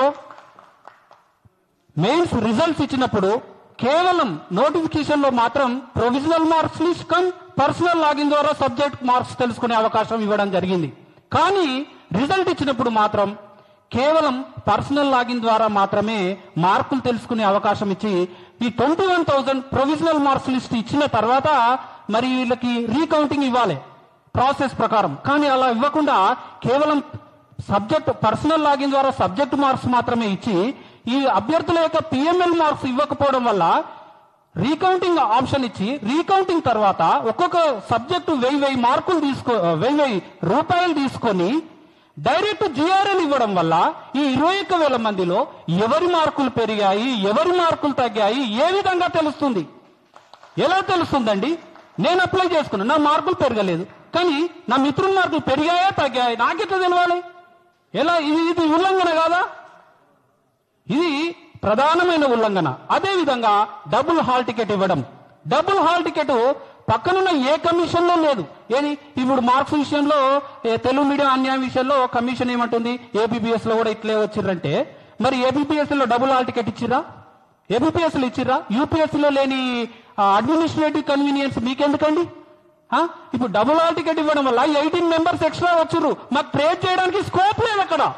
మాకు ట్రేడ్ చేయడానికి 18 మెంబర్స్ ఎవరు బయట పెట్టాలి. ఈ 563 మెంబర్స్ సెలెక్ట్ అయిన క్యాండిడేట్స్ అందరి ప్రిలిమినరీ హాల్ టికెట్ పెట్టాలని మేము ఈ వేదిక నుంచి తెలంగాణ సమాజానికి డిమాండ్ చేస్తా ఉన్నాం. టీజీపీఎస్సీని డిమాండ్ చేస్తా ఉన్నాం. ఈ 563 మెంబర్స్ సెలెక్టెడ్ క్యాండిడేట్స్ కేవలం మీరు మెయిన్స్ హాల్ టికెట్ మాత్రమే ఇచ్చారు రిజల్ట్ లో. వారి పక్కన ప్రిలిమ్స్ హాల్ టికెట్ నెంబర్ ఖచ్చితంగా ఇవ్వాలి. ఇచ్చినప్పుడు మాత్రమే మీ ట్రాన్స్పరెన్సీ నిరూపించుకోండి. మీరు ప్రతి విషయాన్ని ట్రాన్స్పరెంట్ మాట్లాడుతున్నారు కదా. ఇంత ట్రాన్స్పరెంట్ అయినప్పుడు సింగిల్ జడ్జ్ బెంచ్ మీకు అపోజిషన్ గా వచ్చినప్పుడు మరి 563 మెంబర్స్ సెలెక్ట్ అయిన అభ్యర్థులకు ధీమా ఇస్తూ ఒక్క ప్రెస్ మీట్ పెట్టలేకపోయారే? ఒక్క ప్రెస్ మీట్ చైర్మన్ గారు ఒక్క ప్రెస్ మీట్ పెట్టలేకపోయారే? ఇంత ట్రాన్స్పరెంట్ అయితే అర్ధరాత్రి అండి గ్రూప్ 1 రిజల్ట్స్ రిలీజ్ చేయడం. అర్ధరాత్రా అంటే ఇంత ట్రాన్స్పరెంట్ ఉంటే అర్ధరాత్రి రిలీజ్ చేయాల్సిన అవసరం ఏమొచ్చిందండి మీకు? మేము మా జీవితాలు ఖరాబ్ చేసుకున్నామండి ఓన్లీ గ్రూప్ 1 నమ్ముకొని. దశాబ్ద కాలంలో మేమంతా తెలుసా అండి? మీరిచ్చిన రిపోర్ట్లేనండి కోర్టుకి ఇచ్చిందా? 563 మెంబర్స్ లో 506 మెంబర్స్ ఇంగ్లీష్ మీడియం అండి. కేవలం 54 మెంబర్సా అంటే 9%. అంటే జెన్యూనిటీ అంతా ఇంగ్లీష్ మీడియంలోనే ఉందా? తెలుగు మీడియం? మా ఆన్సర్ స్క్రిప్ట్స్ ఇస్తామండి, మీడియాకి ఇస్తాము. పబ్లిక్ డొమైన్ లో మా ఆన్సర్ స్క్రిప్ట్స్, ఇంగ్లీష్ మీడియం వల్ల ఆన్సర్ స్క్రిప్ట్ పబ్లిక్ డొమైన్ లో పెట్టండి. మీ ట్రాన్స్పరెన్సీని ప్రూవ్ చేసుకోండి. ఏంటండి ఏం రిజల్ట్ అండి? ఇంత న్యాయమా? అరే దశాబ్ద కాలం గ్రూప్ 1 నమ్ముకొని జీవితాలు ఖరాబ్ చేసుకున్నామండి ఇక్కడ. తర్వాత ఇంకొకటి సెంటర్ల వారిగా సెలక్షన్ లో భారీ తేడాలు ఉండడం, మామూలు తేడాలు కాదు. నేను కొన్ని సెంటర్లు మాత్రం చెప్తున్నా. I'm not going out of not 46 centres, I'm saying only few centres only. 18th centre నుంచి 40 మెంబర్స్ సెలెక్ట్ అయ్యారు. 19th సెంటర్ నుంచి 30. ఈ రెండు 18, 19 కోటి women's college total 41 + 30 71 members. 6th centre code అది 24 members. 12th centre 27, 15th centre 24, 17th centre 25, 19th నుంచి 30. అయితే నేను రాసిన సెంటర్ అండి 39 సెంటర్ కోడ్, ఒక్కరు సెలెక్ట్ కాలేదండి. ఒక్కరు 353 మెంబర్స్ అలాట్ అయితే 172 మెంబర్స్ మెయిన్స్ రాస్తే ఒక్కరు సెలెక్ట్ కాలే. ఇంకా దారుణమైన విషయాలు ఏంటంటే టాప్ 1000 లో కూడా ఒక్కరు లేరండి. టాప్ 1000 లో కూడా ఒక్కరు లేరు. అంటే ఉన్న దగ్గరనేమో ఇక్కడ 400 + 18th సెంటర్ లో 230 మెంబర్స్ 400+ మార్క్స్ వస్తాయి. ఈ 39 సెంటర్ లో 170 మంది రాస్తే 13 మందికి అండి 400+. అంటే గింత పార్షియాలిటీ, గింత వేరియేషన్ ఎట్లా ఉంటుంది? ఇక వాల్యుయేషన్ గురించి నేను కొద్దిగా ఎక్కువ చెప్పదలుచుకున్నా. వాల్యుయేషన్ అనేది ముఖ్యంగా దాదాపు 1,30,000 చిల్లర పేపర్లు ఇవి. 1,30,000 ప్లస్ ఉన్నటువంటి ఈ పేపర్లు యూపీఎస్సీ నామ్స్ పాటించామని అంటున్నారే. ఎక్కడ పాటించారండి? 6 months టైం పడుతుంది ఇవన్నీ దిద్దడానికి. మీకు 2 months లో 60 days లో ఒక ఎవాల్యుయేటర్ కి ఇవ్వాల్సిన పేపర్లు 15 నుంచి 18, మహా అయితే 20 పేపర్లు ఇవ్వాలి. కానీ 80 నుంచి 90 పేపర్స్ ఇచ్చారు. ఒక అభ్యర్థికి 45 pages ఉంటుంది. మీరు ఒక అభ్యర్థి పేపర్ 20 minutes చూడాలి. కానీ డైలీ 80 నుంచి 90 పేపర్లు ఇస్తే 2 నుంచి 3 పేపర్లు 45 నిమిషాలు చూసావంటే అతడు ఏం డైనమిక్ రాశాడు? క్వశ్చన్ డిమాండ్ ఆన్సర్ రాశాడా? మిగతా అభ్యర్థులతో పోలిస్తే ఎంత డైనమిక్ రాశాడు, ఎంత 360 degrees లో రాశాడు? ఎలా చూసారండి? మీకు కీనే లేదంటారు, ఓసారేమో కీనే లేదంటారు, ఓసారేమో కీ ఉంటుందంటారు. మళ్ళీ సీల్డ్ కవర్ లో ఇస్తారు. సీల్డ్ కవర్లు ఇచ్చిన ఆ కీ మీద సింగిల్ న్యాయమూర్తి ఏం వ్యాఖ్యానించిందండి? కొన్ని కీకు only headings, science and technology only headings ఏ ఉంటాయి. తర్వాత హిస్టరీ పేపర్ కు కీనే లేదు. మరి ఏ విధంగా వేసారు మార్క్స్? ఒక ఫిజిక్స్ అసిస్టెంట్ ప్రొఫెసర్ ను సైన్స్ అండ్ టెక్నాలజీ పేపర్ కు అలాట్ చేస్తారు. అండ్ మరి మెడిసినల్ బాటనీ ఉంటుంది, పాథాలజీ ఉంటుంది, డిసీజెస్ ఉంటాయి, బాటనీ ఉంటుంది, జువాలజీ. ఫిజిక్స్ ప్రొఫెసర్ మరి బాటనీ జువాలజీ పేపర్ 50 marks మరి ఎలా దిద్దాడండి? ఆయన కీ లేకుంటే ఓన్లీ సైడ్ హెడ్డింగ్స్ ఇస్తే ఎలా దిద్దాడు? ఏ విధంగా మార్క్స్ అలాట్ చేశారు? ఎట్లా వస్తుంటాయండి ఒకరికి ఇప్పుడు సివిల్స్ పైన ఇంటర్వ్యూ పైన అభ్యర్థికి 400 మార్కులు రావు. 2 ఏళ్ల కింద డిగ్రీ అయిపోయిన అభ్యర్థులకు 500+ మార్క్స్ ఎట్లా వస్తుంటాయి? ఎట్లా పాసిబుల్? ఇంత పార్షియాలిటీ ఏ గ్రూప్ 1 లోనూ అయినా ఉందా? ఎంత అన్యాయం అండి. తర్వాత సబ్జెక్ట్ ఎక్స్పర్ట్స్, ఎన్విరాన్మెంట్ కు సంబంధించి 50 మార్కుల పేపర్, వాటికి సంబంధించిన సబ్జెక్ట్ ఎక్స్పర్ట్ లేనేలేడు. దట్ ఇస్ ఆ వాల్యుయేషన్ బ్లండర్ వాల్యుయేషన్. చెప్తా ఉన్నాం, డిమాండ్ చేస్తా ఉన్నాం. ఎన్నో అన్యాయాలు జరిగాయి. తెలంగాణ సమాజం తెలుసుకోవాల్సిన అంశాలు గ్రూప్ 1 లో ఎన్నో ఉన్నాయి. కానీ సబ్జెక్ట్ ఎక్స్పర్ట్ లేడు ఎన్విరాన్మెంట్ కు. ఆ 50 మార్కులు ఏ విధంగా అలాట్ చేశారు మీరు మార్క్స్? అంటే ఏదో 4 రోజులు వడతారు పోతారు, ఇదేనా అండి? మొదటి గ్రూప్ 1 అండి తెలంగాణలో. నేను ఉమ్మడి రాష్ట్రంలో గ్రూప్ 2 సెలెక్ట్ అయ్యానండి. ఉమ్మడి రాష్ట్రంలో గ్రూప్ 2 సెలెక్ట్ అయ్యాను నేను. 23 జిల్లాల్లో స్టేట్ వైడ్ 400 ర్యాంక్ వచ్చిందండి నాకు. ఇక్కడ కాదు, ఉమ్మడి రాష్ట్రంలో నాకు న్యాయం జరిగింది పబ్లిక్ సర్వీస్ కమిషన్ నుండి. తెలంగాణ వచ్చాక నాకు ఇంత అన్యాయమా? 10 ఏళ్ళు అన్ని నాశనం చేసుకొని గ్రూప్ 1 నమ్ముకున్నానండి. ఎవ్వరు కూడా పబ్లిక్ సర్వీస్ కమిషన్ ను విమర్శిస్తే నేను పబ్లిక్ సర్వీస్ కమిషన్ ను నా వెనకేసుకొచ్చాను. కష్టపడేటోనికి పబ్లిక్ సర్వీస్ కమిషన్ న్యాయం చేస్తుందని దశాబ్ద కాలంగా నేను వాదించుకుంటూ వచ్చాను. ఈ రోజు నాకే తీవ్ర అన్యాయం జరిగింది. కావాలంటే నేను రాసినటువంటి పబ్లిక్ ప్రాక్టీస్ పేపర్లు నేను మీడియాకి ఇస్తాను. నేను రాసిన మెయిన్స్ పేపర్లు ఈ రోజు టాప్ సెలక్షన్ లో ఉన్న మెయిన్స్ పేపర్లు పబ్లిక్ డొమైన్ లో పెట్టండి. మీ ట్రాన్స్పరెన్సీని ప్రూవ్ చేసుకోండి. ఎంత అన్యాయం అండి. తర్వాత ఇక మాట్లాడాలంటే చాలా అంశాలు ఉన్నాయి. మళ్ళొక రోజు ఎలాబొరేట్ గా మాట్లాడే రోజు మాట్లాడదాము. కానీ తెలుగు మీడియం వారికి తీవ్ర అన్యాయం జరిగింది. ఇది తెలంగాణ సమాజం చూస్తూ ఊరుకోవద్దు దయచేసి. అదేవిధంగా అన్యాయానికి గురైన తెలుగు మీడియం అభ్యర్థులంతా మనకు జరిగిన అన్యాయాన్ని న్యాయ వ్యవస్థ కూడా దయచేసి తెలుగు మీడియం వారికి న్యాయం చేయాలని మనస్ఫూర్తిగా ఈ వేదిక నుంచి కోరుకుంటూ మరింత మంది మిత్రులు మాట్లాడాల్సిందిగా కోరుతా ఉన్నాం. 2 హాల్ టికెట్లు ఎప్పుడు ఇవ్వలేదు. యూపీఎస్సీ ఒకటే హాల్ టికెట్ ఇచ్చింది. మరి మీరు 2 హాల్ టికెట్లు ఏ విధంగా ఇచ్చారు? అదే విధంగా మేము టీజీపీఎస్సీ ఏం చెప్తుందంటే డివిజన్ బెంచ్ లో మేము రిటైర్డ్ అయిన ప్రొఫెసర్లతో దిద్దిస్తాం, మాకు అడ్మినిస్ట్రేటివ్ మేము మాకున్న కన్వీనియన్స్ లో మేము దిద్దిస్తామని చెప్పారు కదా. యూపీఎస్సీని ప్యాటర్న్ ఫాలో అయితే అని మీరే చెప్పారు డివిజన్ బెంచ్ లో. అదే విధంగా రిటైర్డ్ అయిన ప్రొఫెసర్లను తీసుకొచ్చి మీరే దిద్దారని చెప్తున్నారు. మరి ఏ విధంగా మీరు ఒక మాట మీద ఎందుకు నిలబడలేదు? సింగిల్ బెంచ్ లో ఇంగ్లీష్ మీడియానికి తెలుగు మీడియానికి సంబంధించి మీరు ఇచ్చిన స్క్రిప్ట్ ఏంటి? అసలు మీ ఆన్సర్ స్క్రిప్ట్ ఏ విధంగా ఇచ్చారు? ఎందుకు మా జీవితాలతో ఆడుకుంటున్నారు? నేను యూపీఎస్సీ మెయిన్స్ అదే కోటి ఉమెన్స్ కాలేజ్ లో రాశాను. అదే కోటి ఉమెన్స్ కాలేజ్ లో మెన్స్ కు జెంట్స్ కు ఇద్దరికి కూడా మీకు టాయిలెట్స్ అనేది ఉంది. అయినా కూడా మీరు దాన్ని ఎందుకు అక్కడ డిస్ట్రిక్ట్ కలెక్టర్ గారు కూడా చెప్పారు, నాకు వీళ్ళు అప్లికేషనే చేయలేదు, టీజీపీఎస్సీ మమ్మల్ని కన్విన్సే చేయలేదు, టీజీపీఎస్సీ మాకు లెటరే రాయలేదు. అయినా ఎందుకు మీరు అబద్ధం ఆడుతున్నారు? అంటే 563 మెంబర్స్ మాత్రమే వారి లైఫ్ గానీ మేము యూపీఎస్సీ 2-3 టైమ్స్ ఇంటర్వ్యూ పోయి మా లైఫ్ ని కూడా తెలంగాణ వస్తే ఖచ్చితంగా మేము ఐఏఎస్ ఐపీఎస్ అవుతాం మా లైఫ్ తోని మీరు ఎందుకు ఆడుకుంటున్నారు? మీ ప్రతి దాన్ని కూడా మీకు అన్వయించుకొని ప్రతి విషయాన్ని కూడా మీరు తప్పులు చేస్తూ మా జీవితాలతో ఆడుకుంటూ మీకు అనుకూలంగా ప్రతి దాన్ని మలుచుకొని ఏ విధంగా మీరు డివిజన్ బెంచ్ లో విషయాన్ని తప్పుదోవ పట్టిస్తారు? అడ్వకేట్ జనరల్ గారికి నేను ఒకటే చెప్తున్నా, మీరు వన్ డే మీరు కోర్టు జడ్జి గారి ముందు మీరు అటెండ్ అయితే మీకు 10,000 రూపాయలు ఇస్తారు. ఇప్పటి వరకు తెలంగాణ అడ్వకేట్ జనరల్ గా మీరు నియమించిన కంచెలు 1 టైం కూడా మీరు తెలంగాణ రిలేటెడ్ ఏ ఇష్యూ పైన కూడా మీరు హైకోర్టు జడ్జి గారి ముందు నిలబడలేదు. బట్ ఈ కేసు పైన మీరు ఏ విధంగా నిలబడ్డారు?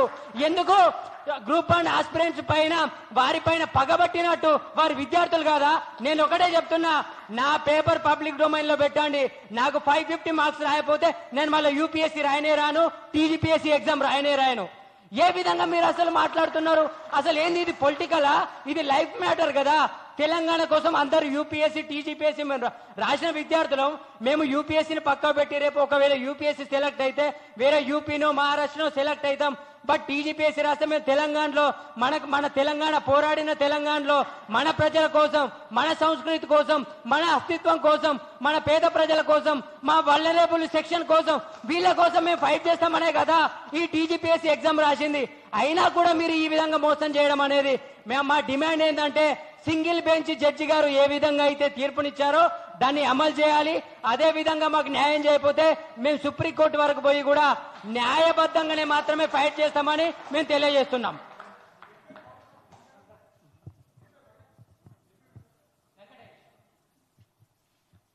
Good afternoon all. కరుణాకర్, జై తెలంగాణ అందరికీ. టీఎస్పీఎస్సీ 2022 నుంచి తెలుగు మీడియం అభ్యర్థులను అలాగే తెలంగాణ పీపుల్ అందరినీ ఏ రకంగా ఇబ్బంది పెడుతుంది, ఇంత ట్రాన్స్పరెన్సీ లేకుండా, అకౌంటబిలిటీ లేకుండా, కొందరి జీవితాలను, అందరి అభ్యర్థులను డిపెండ్ అయిన వాళ్ళ జీవితాలందరినీ ఇలా అన్యాయం చేయడం ఈ టీజీపీఎస్సీకే సాధ్యమైంది. 2022లో నోటిఫికేషన్ వచ్చినప్పటి నుంచి వెళ్ళి ఏదో ఒక గొడవ 3 సార్లు ప్రిలిమ్స్ రాయడం, 3 సార్లు ప్రిలిమ్స్ రాసి 2 సార్లు రద్దు కావడం, బయోమెట్రిక్ లేదనే కారణం, ఒకసారి పేపర్ లీకేజ్ అనే ఒక కారణంతో కొన్ని లక్షల రూపాయలు పేద విద్యార్థులై తెలంగాణ బిడ్డలు ఆకలి చావుల నుంచి వాళ్ళ పేరెంట్స్ తీసుకున్న మనీని తీర్చలేక, ఏం చేయలేక, అప్పులు తీర్చలేక ఎంత అరణ్య రోదన ఒక్కొక్కరిది ఎంత బాధలు అంటే అంత బాధలు పడుతూ కూడా లాస్ట్కు మెయిన్స్ రాయడం జరిగింది. మెయిన్స్లో కూడా GO-29 అని తీసుకొచ్చి, GO-29 అభ్యర్థులు కూడా ఓసీ అభ్యర్థులను తీసుకొచ్చి ఇందులో విరికించి అది ఎగ్జామ్ జరుగుతుందా జరగదా అనే ఒక సందిగ్ధంలో ఎగ్జామ్ రాయడం జరిగింది. దాని తర్వాత ఇప్పుడు మెయిన్స్లో సింగిల్ జడ్జి గారు క్లియర్ కట్గా 222 పేజెస్ తీర్పిస్తే దాన్ని సైడ్ చేసి ఏదో ఎవిడెన్స్ కావాలి, అది లేదు ఇది లేదు అన్నట్టు సింగిల్ జడ్జి గారు ఎవిడెన్స్ ఉంటేనే తీర్పిచ్చరనే దాన్ని పక్క పెట్టడం, మెరిట్స్ మీద మాట్లాడకుండా ఓన్లీ ఈ ఎవిడెన్స్ లేదు ఆ ఎవిడెన్స్ లేదు అనే స్టే ఇచ్చి, అసలు ఇప్పుడు తీర్పు వచ్చినది ఓన్లీ సింగిల్ బెంచ్ జడ్జిమెంట్ వచ్చినప్పుడు అది 100% నిరుద్యోగుల తరపున ఉంది, ఆస్పిరెంట్స్ తరపునే ఉంది. దాన్ని తీసుకొచ్చి స్టే ఇచ్చి అపాయింట్మెంట్స్ ఇచ్చుకోమని, అసలు డివిజన్ బెంచ్ లో జడ్జిమెంట్ లో ఏముంది, అసలు ఏమి ఇచ్చిండు, అసలు జడ్జి గారు ఏం చేశారు? మీన్ వైల్ ఈ టైంలో ఏమన్నా అపాయింట్ జరుగుతుంది క్యాన్సల్ అయితే అన్నారు. అంత తొందర ఏమొచ్చింది? అంటే ప్రభుత్వానికి అంత తొందర ఏమొచ్చింది? అవసరం లేదు కదా. అక్టోబర్ 15 తర్వాత వాదనలు జరిగిన తర్వాత ఇస్తే వాళ్ళకు క్లారిటీ ఉంటుంది. ఇప్పుడు ఇద్దరిని ఇబ్బంది పెట్టే, ఇప్పుడు సెలెక్ట్ అయిన క్యాండిడేట్లకు కూడా వాళ్ళకు కూడా కరెక్ట్, వాళ్ళకు కూడా ఈ జాబులు ఉంటాయా అనే సందిగ్ధంలో ఉన్నారు. ఇది కరెక్ట్ కాదు. ఇంకొకటి టీజీపీఎస్సీ ఉంది. టీజీపీఎస్సీ ట్రాన్స్పరెన్సీ అకౌంటబిలిటీ లేనప్పుడు ఒక కాన్స్టిట్యూషనల్ బాడీ సర్వైవ్ కాలేదు. అకౌంటబిలిటీ అంటే ఇప్పుడు యూపీఎస్సీ అకౌంటబిలిటీ ఎక్కడ నిర్మించుకుందంటే రీసెంట్ గా మనోజ్ సోని గారు అని యూపీఎస్సీ చైర్మన్ ఉన్నారు. వాళ్ళు ఎప్పుడో 2013లో ఒక ఆమె పూజా కడేకర్ ఆమె హ్యాండిక్యాప్ సర్టిఫికేట్ అనేది ఒక ఫేక్ సర్టిఫికేట్ తీసుకున్నంత ఒక రీజన్ తోని యూపీఎస్సీ చైర్మన్ కి ఆయన రిజైన్ చేసిండు. ఆ రిజైన్ చేసే మనకి 2022 నుంచి జరుగుతున్న పరిణామాలలో ఏ ఒక్కరు రిజైన్ చేయకపోవడం హాస్యాస్పదం. షేమ్ ఇది తెలంగాణకే షేమ్. అది ఇప్పుడు ఇది కాన్స్టిట్యూషనల్ బాడీ అయినప్పుడు యూపీఎస్సీ కాన్స్టిట్యూషన్ అన్ని యూపీఎస్సీ లాగా చేస్తున్నాం, మేము ఆర్టీఐ యాక్ట్ ద్వారా ఇయ్యము, మీ పేపర్లు ఇయ్యము, మీ ఎవరికి ఇయ్యము అంటారు. పేపర్లు ఎందుకు ఇయ్యారండి? ఇప్పుడు యూపీఎస్సీ క్లియర్ కట్ గా అకౌంటబిలిటీ పాటిస్తుంది, ట్రాన్స్పరెన్సీ పాటిస్తుంది. ట్రాన్స్పరెన్సీ అంటే ఏంటి? పారదర్శకత. ప్రతి నేమ్ పెడుతుంది యూపీఎస్సీ, ఎవరు సెలెక్ట్ అయ్యారు, ఎంతమంది సెలెక్ట్ అయ్యారు, అది వాళ్ళ అడ్రస్ తో సహా పెడుతుంది. ఇప్పటి వరకు కొంతమంది పేర్లు తెలియకుండా లాస్ట్ లో నిన్న అపాయింట్మెంట్ల వరకు కూడా కొందరు పేర్లు తెలియకుండా దాచింది టీజీపీఎస్సీ. ఇదే ఆ ట్రాన్స్పరెన్సీ. దీన్ని ట్రాన్స్పరెన్సీ అంటారా? దీన్ని అకౌంటబిలిటీ అంటారా? షేమ్. ఇది టీజీపీఎస్సీ తెలంగాణ ప్రజానికానికి షేము. అసలు మనం ఇప్పుడు ఈ జడ్జిమెంట్ లో కూడా ఇప్పటి వరకు కూడా అసలు ఈ టీజీపీఎస్సీ ట్రాన్స్పరెన్సీ ఉన్నదని డివిజన్ బెంచ్ జడ్జి గారు చెప్పలేదు. ఈ సింగిల్ జడ్జి బెంచ్ లో అయితే క్లియర్ కట్ గా 222 పేజ్ జడ్జిమెంటే ఉంది. డివిజన్ బెంచ్ లో జడ్జి గారు ఏం చెప్పారంటే మెరిట్స్ మీద మాట్లాడలేదు. ఒకటే రోజులో స్టార్టింగ్ లో వచ్చినప్పుడు ఏం మాట్లాడారు? జడ్జిమెంట్ అనేది ఇంకా వీళ్ళు ఎవిడెన్స్ ఇంకా ప్రొడ్యూస్ చేయలేదు, స్టే ఇస్తున్నా, దీనికి ఓన్లీ స్టే మాత్రమే ఇస్తున్నా అని చెప్పారు తప్ప మీరు అపాయింట్మెంట్స్ ఇచ్చుకోండి, మీరు అన్ని చేసుకోండి, మీ ఇష్టం ఉన్నట్టు చేయండి, ప్రాసెస్ చేయండి అని చెప్పలేదు. ప్రాసెస్ అంటే వెరిఫికేషన్ లాంటివి, వాటిని మెడికల్ లాంటివి, వాటిని ప్రాసెస్ అంటారు. అపాయింట్మెంట్స్ చేయడం కూడా ప్రాసెస్ అనడం ఈ ప్రభుత్వానికే చెల్లింది. దీన్ని ప్రాసెస్ అంటారా? అపాయింట్మెంట్ చేయడాన్ని ప్రాసెస్ అంటారా? ఎవరైనా ఒక వ్యక్తిగతంగా మీరు చూడండి, ఒక హ్యుమానిటీ ఆలోచన చేయండి. ఒక ప్రభుత్వము ఒక 563 మంది అభ్యర్థుల జీవితాలను పనంగా పెడుతుంది. వాళ్ళు రేపు డ్యూటీస్ ఎట్లా డిశ్చార్జ్ చేస్తారని నాకు అర్థం కాదు. వాళ్ళ జాబ్లు ఉంటాయా పోతాయా అన్నప్పుడు డిశ్చార్జ్ ఎట్లా చేస్తారు? రీసెంట్ గా ఏపీ హైకోర్టులో డివిజన్ బెంచ్ లో జడ్జి గారు ఏం చెప్తారంటే అసలు వీళ్ళు 1.5 years నుంచి వీళ్ళు డ్యూటీస్ ఎట్లా డిశ్చార్జ్ చేస్తారు? ప్రజల జీవితాలతో మీరు ఆడుకుంటలేరా? ఒక వ్యక్తిని తీసుకుపోయి ఒక సీట్లో కూర్చోబెట్టి వాళ్ళను డ్యూటీస్ చేయండి, మీ జాబులు ఉంటాయో ఉండేయో తర్వాత చూద్దాము, మీరైతే డ్యూటీలు చేయండి అంటే వాళ్ళు ఎట్లా డిశ్చార్జ్ చేస్తారు? డ్యూటీలు ఎట్లా చేస్తారు? ఇప్పుడు వీళ్ళని కూడా ఒక కోర్టులో కేసు ఉంది, అది ఉడుతుందా అని అంటే ఈ ప్రభుత్వం ఏం చేస్తుందంటే వీళ్ళను సెలెక్ట్ అయిన అభ్యర్థులకు సెలెక్ట్ కాని అభ్యర్థులకు మధ్యలో గొడవ పెట్టియడం. ఇప్పుడు ఏంది? చేతులు అదేంది, ఇది అపాయింట్మెంట్స్ ఇచ్చేసి వాళ్ళకు గొడవలు చేయడం. అంటే సెలెక్ట్ అయిన అభ్యర్థులకు సెలెక్ట్ కాని అభ్యర్థులకు మధ్యలో గొడవలు క్రియేట్ చేయడం. చూడండి మీరు ఇప్పుడు ఫ్యూచర్ లో ఎట్లా జరుగుతుంది అంటే సుప్రీంకోర్టులో కానీ హైకోర్టు డివిజన్ బెంచ్ లో కూడా మాకు నమ్మకం ఉంది, ఇంకా జడ్జి గారు కూడా మేము ఎవిడెన్స్ ప్రొవైడ్ చేస్తాము, మేము గెలుస్తాము, సుప్రీంకోర్టు వరకైనా పోతాం, మేము 100% నిరుద్యోగులకు న్యాయం జరుగుతుంది. న్యాయం అంటే ఇప్పుడు 563 మందిలో ఉన్న వాళ్ళని మొత్తం పోతారని కాదు, వాళ్ళు చదువుకున్న వాళ్ళు ఉంటారు, వాళ్ళలో కూడా న్యాయమైన వ్యక్తులు ఉంటారు. కొంతమంది బ్లాక్ షీప్స్ ఉన్నారు. 100% ఆ బ్లాక్ షీప్స్ అందరూ బయటకు వస్తారు. సుప్రీంకోర్టులో తేలుతుంది. ఇది సుప్రీంకోర్టు వరకైనా వెళ్తాము మీ అందరం కూడా. ఇంకొకటి డిమాండ్ ఏంటంటే తెలుగు మీడియం అభ్యర్థులు అందరి పేపర్లు బయట పెట్టాలి. 563 అభ్యర్థులు అందరి పేపర్లు కూడా బయట పెట్టాలి. ఎవరు కరెక్ట్ ఎవరు రాంగ్ అన్నది సమాజం నిర్వహించాలి. మీడియా ముందర పెడితే అందరూ తెలుస్తుంది. ఇప్పుడు మా పేపర్లు బయట పెట్టమని మేము రెడీగా ఉన్నాం. తెలుగు మీడియం అభ్యర్థులం మేము కాన్ఫిడెంట్గా ఉన్నాం. ఒక్కొక్కరు 5 years 10 years నుంచి చదివే వాళ్ళు ఉన్నారు. ఫ్యామిలీని సాక్రిఫైస్ చేసి, మనీని సాక్రిఫైస్ చేసి, లైఫ్ హెల్త్ అన్ని సాక్రిఫైస్ చేసిన వాళ్ళు ఒక్కొక్కరు సెలెక్ట్ కాదు కదా, ఒక్కొక్కరికి 350 మార్క్స్ వేసారండి. 350 మార్క్స్ ఎట్లా వస్తాయి? యూపీఎస్సీ రాసిన వాళ్ళకి 350 మార్క్స్ వస్తాయి. ఒక్కరోజు 23-24 పాస్ అవుట్ అయిన వాళ్ళకు 550 560 ఇవి మార్కెట్లో వస్తాయి. ఇది ఇంపాసిబుల్ టాస్క్. ఇది ఎక్కడ ఏ దేశ చరిత్రలో ప్రపంచ చరిత్రలో ఎక్కర్లేదు. మేము తెలుగు మీడియం అభ్యర్థుల తరపున అంటున్నాం, తెలంగాణ మూవ్మెంట్ పేపర్లో మాకంటే ఎక్స్పర్ట్ ఎవరు లేరు. మేము ఉద్యమాలలో పాల్గొన్నాము, అన్నిట్లలో పాల్గొన్నాము. ఓయూలో జర్నలిజం స్టూడెంట్ చేసిన నేను ఎస్ఏ రాస్తే ఒక్కొక్క వ్యక్తి ఎస్ఏని చదివి నాకు ప్రొఫెసర్ నేను చెప్తున్న మేధావులు అందరూ ఎక్కడి వేరు, ప్రొఫెసర్ నాగేశ్వర్ సార్ అన్నాడు, కోదండరామ్ సార్ అన్నాడు, అరగోపాల్ సార్ అన్నాడు. ఇంత అన్యాయం జరుగుతుంది. ఇంత అన్యాయం జరుగుతుంటే ఒక్కరు మాట్లాడతలేరు. ఇది ఎక్కడి బానిసత్వం వైపు పోతున్నామా?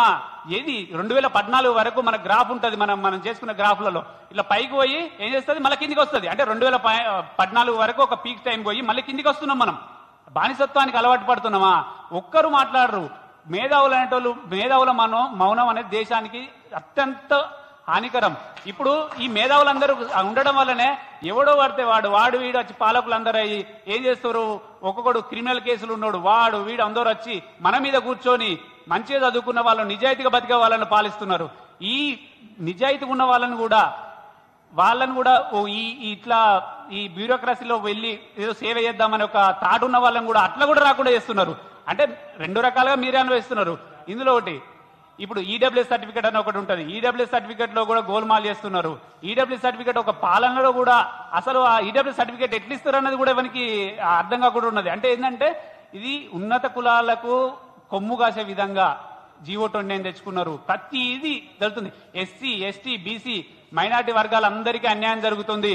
ఈ బయట జరిగేదంతా బీసీ రిజర్వేషన్ ఇవన్నీ ఒక ఏంటంటే ఈ ప్రభుత్వం తరఫున ప్రజల దృష్టిని మలచడానికి తప్ప దేనికి పనిచేయకుండా ఇప్పుడు బ్యూరోక్రసీలో ఇంత మేధావులనే మోసం చేసినప్పుడు ప్రజలను మోసం చేస్తలేరు అనే నమ్మకం ఏంది? అసలు ఒక్కొక్కరు గ్రూప్ 1లో మేము చెప్తున్నాం కదా, తెలంగాణ మూవ్మెంట్ నుంచి మొదలు పెడితే ప్రపంచ చరిత్ర, polity, science and technology A subject తీసుకున్నా అందరూ అనర్గళంగా గంటలు మాట్లాడే శక్తి ఉన్న వాళ్ళు ఉన్నారు ఇక్కడ. ఒక్కొక్కరు వీళ్ళందరికీ అన్యాయం జరుగుతుంటే కూడా మీడియా కూడా, మెయిన్ స్ట్రీమ్ మీడియా కూడా మాకు సపోర్ట్ చేయడం లేదు. ఇది ఒకటి బాధాకరమైన విషయం. నేను జర్నలిజం చేసినండి ఓయూలో 2018 నుంచి 2020 వరకు జర్నలిజం చేసిన. నేను జర్నలిజం చేసిన కాబట్టి నాకు తెలిసి ఎథిక్స్ ఎట్లా ఉంటాయి జర్నలిజంలో, ఏ రకంగా ఉంటుందని. ప్రొపగండా ఎట్లా క్రియేట్ చేస్తుర్రు. 60,000 ఉద్యోగాలు ఇచ్చినాం, 60,000 ఉద్యోగాలు ఇచ్చినాం, ఇదే రోజు ప్రొపగండా, గోబెల్స్ ప్రచారం. ఎంతసేపు నిరుద్యోగులను మానసికంగా వేదన పెడుతున్నారు. ఇది కరెక్ట్ కాదు. ఇప్పుడు గ్రూప్ 1 తెలుగు మీడియం అభ్యర్థులకు తీరని అన్యాయం జరిగింది. 10 సంవత్సరాల తర్వాత నోటిఫికేషన్ వస్తే ఈ తెలుగు మీడియం అభ్యర్థులు ఇప్పుడు 54 మెంబర్స్ అంటారు. అది రాంగ్. 54 నుంచి ఇప్పుడు 6 మెంబర్స్ ఏమో తగ్గిరట, 48 మెంబర్స్ అయ్యారట ఫైనల్ సెలక్షన్ లిస్ట్ లో. ఇది ఎక్కడి న్యాయం? ఇప్పుడు సెలక్షన్ లో 48 మెంబర్స్ కూడా లేకపోవడం అంటే తెలుగు మీడియంలో ఇది ఇక తెలంగాణలో 45% అరౌండ్ రాసినట్టు. 45% తెలంగాణ తెలుగు మీడియం రాస్తే 8% కూడా సెలెక్ట్ కాకపోతే తెలుగు మీడియం రేపటి నుంచి తీసేయండి. నెక్స్ట్ నోటిఫికేషన్ నుంచి తెలుగు మీడియం లేదు, మీరు ఇంగ్లీష్ లో రాయండి. మీరు ఇంగ్లీష్ లో రాస్తే మేము మార్క్స్ వేస్తాం, తెలుగు మీడియంలో రాయకండి అంటే 1980s లో పుట్టిన పిల్లలందరూ 2000 వరకు పుట్టిన పిల్లలందరూ తెలుగులో చదువుకున్నారు, గవర్నమెంట్ స్కూల్లో చదువుకున్నారు. నేను గవర్నమెంట్ స్కూల్లో చదువుకున్నా. నేను ఇప్పటి వరకు అన్నిట్లలో కూడా మనీ లేకుండా పూర్ బ్యాక్గ్రౌండ్ నుంచి వెళ్ళి గవర్నమెంట్ ఇచ్చిన ఫీజు రీంబర్స్మెంట్ చదువుకుంటున్నా. అలాంటప్పుడు ఇట్లాంటి తెలుగు మీడియం బ్యాక్గ్రౌండ్ పీపుల్ ని ఒక్కరిని కూడా అసలు సెలెక్ట్ మీరు ఇంకా అందరికి తెలియని విషయం ఏంటంటే తెలుగు మీడియం వాళ్ళు 83 ర్యాంక్ వరకు ఎవరు లేరు. ఫస్ట్ లో 83 ఇది ఎవరు చెప్తలేరు. 83 ర్యాంక్ వరకు ఎవరు రాలేదంటే అర్థమైంది ఏంటంటే 45% ఉన్నప్పుడు టాప్ 10 లో కూడా 40%, 20%, 30% సెలెక్ట్ కావాలి కదా. ఇక్కడ అన్యాయం లేదు. ఏబీపీఎస్ లో కూడా తక్కువ వచ్చిందని చెప్తున్నారు. ఏబీపీఎస్ లో 2వ ర్యాంక్ వచ్చిన వ్యక్తి తెలుగు మీడియం అతను ఉన్నాడు. మరి తెలంగాణలో 2వ ర్యాంక్ వచ్చిన వ్యక్తి ఉన్నాడా? తెలుగు మీడియంలో లేడు కదా. తెలంగాణలో 3వ ర్యాంక్ వచ్చిన వ్యక్తి ఏపీ అతను ఉన్నాడు. ఏపీ అతనికి తెలంగాణ మూవ్మెంట్ వస్తుందా, తెలంగాణ ఎకానమీ వస్తుందా, తెలంగాణ జాగ్రఫీ వస్తుందా?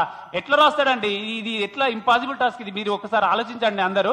మీడియా ముఖంగా మేము చెప్పేది ఏంటంటే ఒకటే, తెలుగు మీడియం అభ్యర్థులకు తీరని అన్యాయం జరిగింది. ఇది మీరు చెప్పినా చెప్పకున్నా ఇది సత్యం, ఇది నిలబడుతుంది, ఇది న్యాయమే గెలుస్తుంది.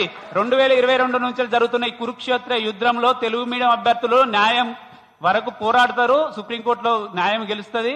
ఇది ఆపే ప్రసక్తే లేదు. మీరేమంటారంటే ప్రభుత్వం ఇవాళ ఈ ప్రభుత్వం ఉంటుంది, రేపు ఇంకో ప్రభుత్వం ఉండదండి. ప్రభుత్వానికి టీజీపీఎస్సీ సంబంధం లేదని వీళ్ళే అంటారు. మళ్ళీ టీజీపీఎస్సీతో మళ్ళీ తర్వాత మేము టీజీపీఎస్సీని మీదేసుకుని వాళ్ళే మోస్తారు. ఏమనంటే రాజకీయ నియామకాలు చేస్తారు. టీజీపీఎస్సీలో రాజకీయ నియామకాలు ఎందుకండి? అది అవసరం. టీజీపీఎస్సీలో రాజకీయ నియామకాలు చేయడం వల్లనే ఇంత దగుల్బాజీ వ్యవస్థ తయారైంది. ఇప్పుడు ఈ దేశంలో టీజీపీఎస్సీ చేసిన అరాచకాలే 2022 నుంచి 3 సార్లు ఫిలిమ్స్ కండక్ట్ చేయడం ఏంటిది? ఈ మెయిన్స్ చక్క నిర్వహించడం, రివాల్యుయేషన్, అసలు మోడరేషన్ అనేదే లేదు. తెలుగు మీడియం అభ్యర్థులు కొంతమంది ఇస్తారు, ఇంగ్లీష్ మీడియం అభ్యర్థులు కొంతమంది ఇస్తారు. ఇంగ్లీష్ రాని వ్యక్తులను తెలుగు మీడియం వాళ్ళు కరెక్షన్ చేస్తారు, తెలుగు రాని వాళ్ళని ఇంగ్లీష్ మీడియంలో కరెక్షన్ చేస్తారు. ఇదెక్కడ న్యాయం? అసలు తెలుగు లాంగ్వేజ్ రానప్పుడు కరెక్షన్ ఎట్లా చేస్తారు వాళ్ళు? లాంగ్వేజ్ తెలియనప్పుడు కరెక్షన్ వేయద్దు కదా. ఇప్పుడు ఇంగ్లీష్లో రాని వ్యక్తిని తెలుగు మీడియం జేఎల్ నుంచి వెళ్ళి డిఎల్ నుంచి వెళ్ళి ప్రమోట్ అయిన వ్యక్తులను చేసినప్పుడు వానికి ఇంగ్లీష్ రాదు, ఆటోమేటిక్గా వాడు 8 మార్క్స్ వేస్తాడు. వాని తెలివిదక్కతనాన్ని బయట వాళ్ళకి తెలియకుండా వాడు ఎక్కువ మార్కులు వేస్తాడు కదా. ఇప్పుడు తెలుగులో వాడు క్లియర్ కనబడుతుంది, అరే వీడు తెలుగులో మనకు అర్థమవుతుంది, వాడు ఎంత మంచి రాసినా వాడు 3 మార్కులు 4 మార్కులు వేస్తాడు. ఇదెక్క న్యాయం? రివాల్యుయేషన్ అని అన్నాడు. రివాల్యుయేషన్ లో కూడా న్యాయం జరగదు. మాకు ఖచ్చితంగా రీమెన్స్ జరగాలి. రీమెన్స్ జరిగితే మాత్రమే మాకు న్యాయం జరుగుతుంది. ఎందుకంటే ప్రభుత్వం ఏం చేస్తుందంటే, ఇప్పుడు ఇంత కోర్టు జడ్జిమెంట్ స్టేలో ఉన్నప్పుడే వీళ్ళు నియామక పత్రాలు ఇచ్చిన వాళ్ళు రేపు రివాల్యుయేషన్ చేసినాక న్యాయం చేస్తారన్న నమ్మకం ఎక్కడిది? అసలు రివాల్యుయేషన్ అన్నది మేము చేయమని వాళ్ళే అంటారు. 100% రీమెన్స్ పెట్టాలి. సుప్రీంకోర్టు వరకైనా వెళ్తాం. మేము న్యాయపరంగా లీగల్ గా మేము అన్ని రైట్స్ ఉన్నాయి, మాకు ఫండమెంటల్ రైట్స్ ఉన్నాయి. నేను అందరికీ గ్రూప్ 1 అభ్యర్థులకు కూడా చెప్తున్నా, ఇప్పుడు అందరూ బయటికి రావాల్సిన సమయం వచ్చింది. మన ఫండమెంటల్ రైట్స్ ని, ప్రాథమిక హక్కులను ఎవ్వరు కాలు రాయలేరు, ఏ ప్రభుత్వం కాలు రాయలేదు. మనకు గొప్ప రాజ్యాంగం ఉంది, అంబేద్కర్ రాజ్యాంగం ఉంది. రాజ్యాంగంతోనే మనం గెలవాలి. సుప్రీంకోర్టు వరకైనా వెళ్దాము. ఈ పోరాటం ఆగది. దీంతో ముగిస్తున్నాను. జరిగిన వివక్ష మాకు జరిగిన అన్యాయం కాదు, మన రాష్ట్ర అధికార భాష అయినటువంటి తెలుగుకు జరిగిన అన్యాయం. మీ ఛానళ్ళన్నీ తెలుగు ఛానళ్లు కాబట్టి మన తెలుగుకు జరిగినటువంటి అవమానాన్ని ప్రధానంగా కవర్ చేయాలని మేము మరొకసారి మనవి చేస్తా ఉన్నాం. మీడియా మిత్రులందరికీ నా హృదయపూర్వక నమస్కారాలండి. గ్రూప్ 1లో ఏమైతే అవకతవకలు జరిగినాయో, మాకు ఏవైతే అన్యాయం జరిగిందో అదంతా ఇప్పుడు మన మిత్రులు మాట్లాడారు.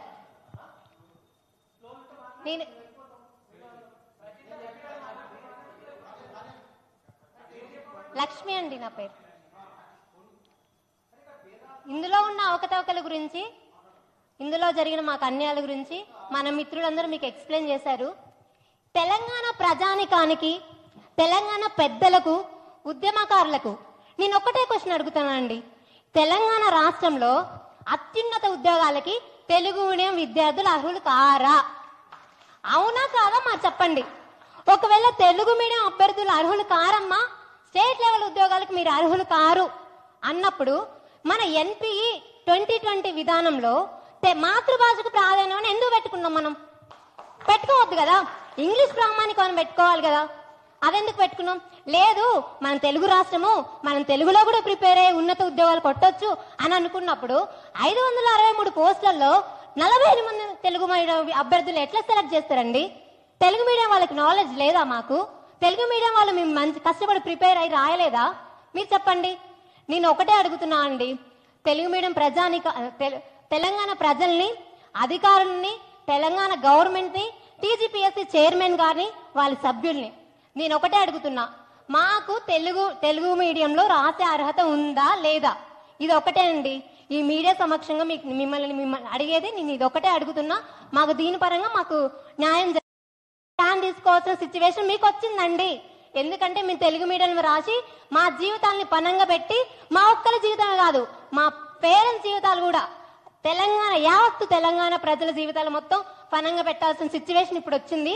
కాబట్టి మీరందరూ మాకు సపోర్ట్ చేయండి. మాకు న్యాయం జరగాలని మేము కోరుకుంటున్నాం. జై హింద్.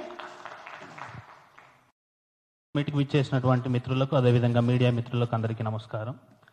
నా పేరు దత్తాత్రేయ, నేను ఒక ఉపాధ్యాయుడిగా పనిచేస్తా ఉన్నా. అయితే నాకు ఈ గ్రూప్ 1 మెయిన్స్లో 410 మార్కులు వచ్చినాయి. ఈ 410 మార్కుల్లో అన్ని సబ్జెక్టులు యావరేజ్గా వచ్చి, నాకు ఇప్పుడు మాట్లాడుతుంటే మీకు అర్థమయ్యి ఉండొచ్చు, తెలుగు భాష మీద మంచి పట్టు ఉంది, ఒక ఫ్లో ఉంది, బాగా విశ్లేషించి రాయగలను, అనర్గళంగా మాట్లాడగలను, మంచి హ్యాండ్ రైటింగ్ రాయగలను, సరిపడా పేజీలు మొత్తం నింపేశాను. అన్ని సబ్జెక్టుల్లో ఓవరాల్గా 410 మార్కులు వచ్చి జనరల్ ఎస్సేలో కేవలం 30 మార్కులు వేయడం జరిగింది. 3 ఎస్సేలకు గాను కేవలం 30 మార్కులు రావడం జరిగింది. ఇది చాలా, కేవలం అటెండ్ అయ్యి వచ్చిన విద్యార్థులకు సైతం 60-70 మార్కులు వచ్చినాయి. కానీ నాకు మాత్రం 3 ఎస్సేలు కలిపితే 30 మార్కులు వచ్చినాయి. కావాలంటే నేను టెస్ట్ సిరీస్ రాసినప్పుడు రాసిన జనరల్ ఎస్సే పేపర్లు కూడా మీకు ఇవ్వగలను. అంత బాగా రాసిన నాకు కేవలం జనరల్ ఎస్సేతో నన్ను అవుట్ ఆఫ్ లిస్ట్లోకి చేర్చడం జరిగింది. అంటే దీని అర్థం తెలుగు రాని వాళ్ళ చేత తెలుగు పత్రాల ఎవాల్యుయేషన్ చేయించడం జరిగిందా అంటే అవుననే సమాధానం వస్తుంది. ఎందుకంటే కళ్ళకు కట్టినట్లుగా స్పష్టంగా కనిపిస్తూ ఉంది, రిలవెన్స్గా రాశాను, అన్ని పేజీలు రాశాను, అదేవిధంగా బాగా విశ్లేషించి రాశాను, మంచి భాషతో రాశాను. అయినప్పటికీ కేవలం పేపర్ 1 ద్వారా నేను అవుట్ ఆఫ్ లిస్ట్లోకి వెళ్ళడం జరిగింది. ఇది కేవలం తెలుగు మీడియంలో రాయడం వల్లనే నేను ఈరోజు గ్రూప్ 1 మెయిన్స్లో ఫైనల్ లిస్టులలో లేకపోవడం చాలా బాధాకరమైన విషయం. తెలంగాణ రాష్ట్రంలో, తెలుగును అభిమానించే రాష్ట్రంలో మన గ్రూప్ 1 మెయిన్స్లో తెలుగు క్వాలిఫైయింగ్ పేపర్గా లేకపోవడం చాలా బాధాకరం. తెలుగు క్వాలిఫైయింగ్ పేపర్ లేదు, తెలుగు మీడియం రాసిన వాళ్లకు న్యాయం జరగలేదు. అదేవిధంగా కోర్టులో పెండింగ్ ఉన్న విషయం ఆదరాబాదరగా ఫలితాలు ఇవ్వడం ఈరోజు మేమంతా చాలా బాధపడతా ఉన్నాం. కోర్టులను శిరసావహించాలి. అదేవిధంగా మా న్యాయ పోరాటం ఆగదు. మాకు రీఎవాల్యుయేషన్ కాదు, రీ ఎగ్జామ్ కావాలి, రీమెయిన్స్ కావాలి అని చాలా మంది మిత్రులు చెప్పారు. నేను అదే కోరుకుంటా ఉన్నాను. అవకాశం ఇచ్చిన మిత్రులకు ధన్యవాదాలు.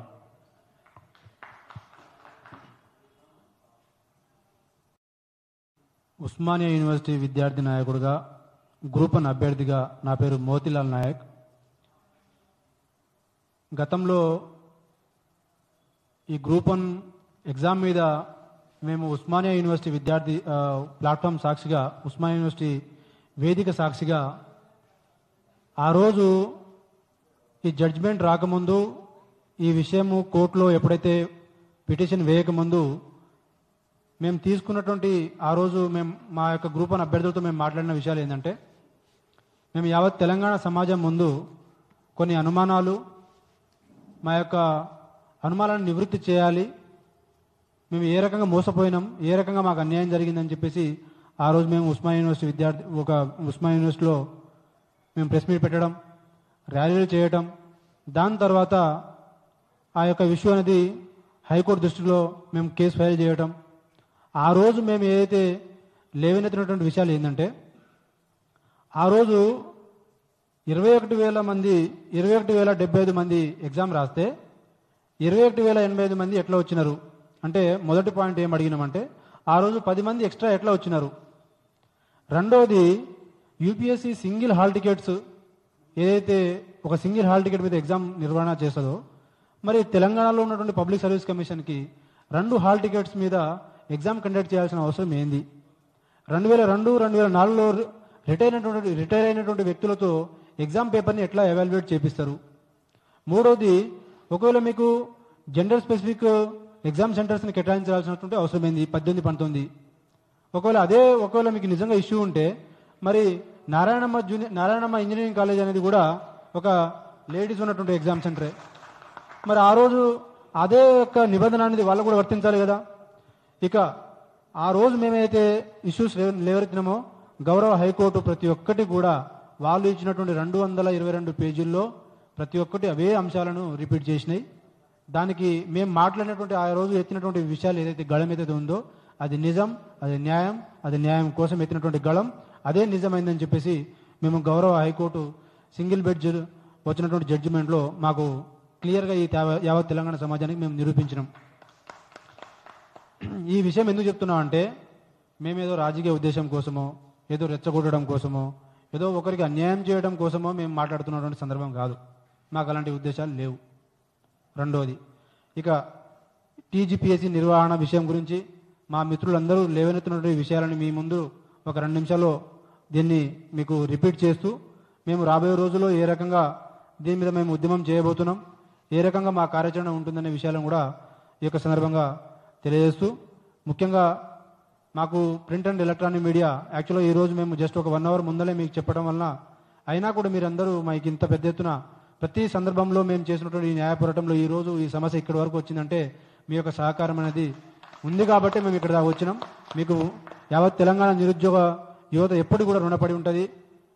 నేను ఈ యొక్క తెలంగాణ సమాజానికి చేతులెత్తి మీరు ఒకసారి ఆలోచన చేయండి.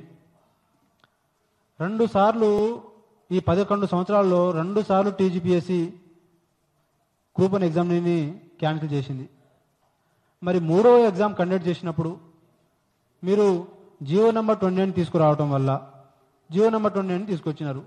మరి తీసుకురావటం వల్ల 172 మంది ఓపెన్ కేటగిరీలో ఉన్నటువంటి రెడ్డి కేటగిరీలకు మీరు ఈ యొక్క ప్రతిష్టాత్మకంగా ఉన్నటువంటి ఈ యొక్క గ్రూప్ 1లో ఉన్నటువంటి పెద్ద పెద్ద పోస్టులన్నీ కూడా వాళ్ళకే పోతే మరి మాకు పదవులు ఉండవు, రాజ్యాధికారం ఉండదు, కనీసంగా కష్టపడి మాకు మనం పాలిటిక్స్ చేయాలంటే మా అంత డబ్బు కూడా లేదు.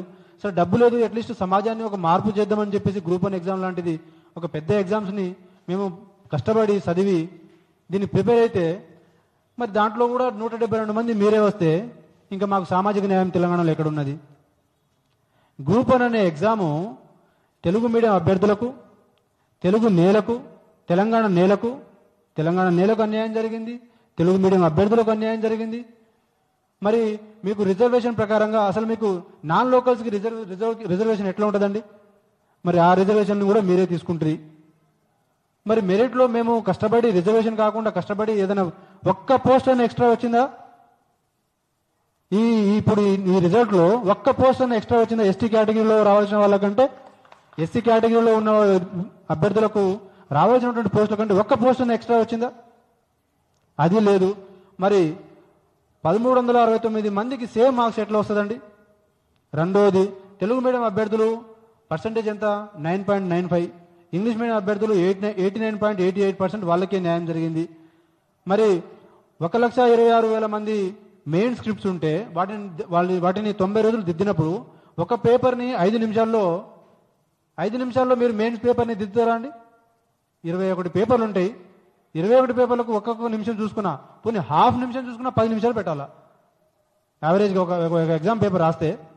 మరి అక్కడ మీరు ఒక పేపర్కి మీరు పెట్టుకున్నటువంటి టైం ఎంత అంటే 5 నిమిషాలు. ఇకపోతే 18-19 సెంటర్లలో 71 ర్యాంకులు వచ్చినాయి. మరి 2 హాల్ టికెట్స్ మీరే కేటాయించినారు. ఇంకా మీకు ఒక ప్రూఫ్ ఏం చెప్తున్నామంటే కాన్సిక్యూటివ్ పేర్స్ అంటే టోటల్ 52 మంది మార్కులకు 52 మంది సెలెక్షన్ అయినటువంటి అభ్యర్థులకు ఎట్లా వచ్చినారంటే పక్క పక్కన కూర్చున్న వాళ్ళకేమో 20 మంది సెలెక్ట్ అయినారు. ఇద్దరు అంటే ఇప్పుడు ఇక్కడ నుంచి నా పక్కన అన్న వాళ్ళకు ఇట్లా చూసుకుంటే ఇప్పుడు ఇతనికి నాకు సెలెక్ట్ అయిన అభ్యర్థులం ఎంత అంటే 20 మంది. ఇప్పుడు ఈ ఇద్దరు కాకుండా అవతల నాకు చూసుకుంటే అట్లా సెలెక్ట్ అయిన వాళ్ళు 15 మంది. ఇంకా ముగ్గురు అవతల చూసుకుంటే 17 మంది, అంటే మొత్తం 52 మంది. ఆ హాల్ టికెట్ నెంబర్లతో సహా ఉన్నది మా దగ్గర. ఇప్పుడు 24-0-9-16-158 ఒక హాల్ టికెట్ అనుకుంటే సపోజ్గా 1088 ఒక హాల్ టికెట్ అనుకుంటే 1089 సేమ్, మళ్ళీ 5019 ఒక హాల్ టికెట్ అనుకుంటే 5020, 6021 అనుకుంటే 6022. ఇది పక్క పక్కన వచ్చినటువంటి వాళ్ళకు. ఇకపోతే డిఫరెన్స్ ఆఫ్ ఎగ్జాక్ట్ 2 అని చూస్తే 5591 ఒకటి అనుకుంటే 5593, 6296 ఒకటి అనుకుంటే 6298. ఇక డిఫరెన్స్ ఆఫ్ 3 అనుకుంటే 1034 ఒకటి ఉంటే 1037 ఒకటి, 6266 ఒకటి అనుకుంటే 6269 ఒకటి.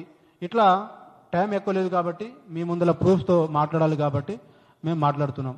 ఇంకా దారుణమైనటువంటి విషయం ఏంటంటే మొన్న సెలెక్ట్ అయినటువంటి ఏదైతే ఫైనల్ సెలక్షన్ లిస్టులో ఉన్నారో వాళ్ళకంటే తక్కువ మార్కులు వచ్చిన వాళ్ళు కూడా సెలెక్ట్ అయినారని చెప్పేసి వాళ్ళు బాధపడుతూ వాళ్ళు కూడా వాళ్ళ హైకోర్టుని అప్రోచ్ అవుతున్నారు. మరి జనరల్గా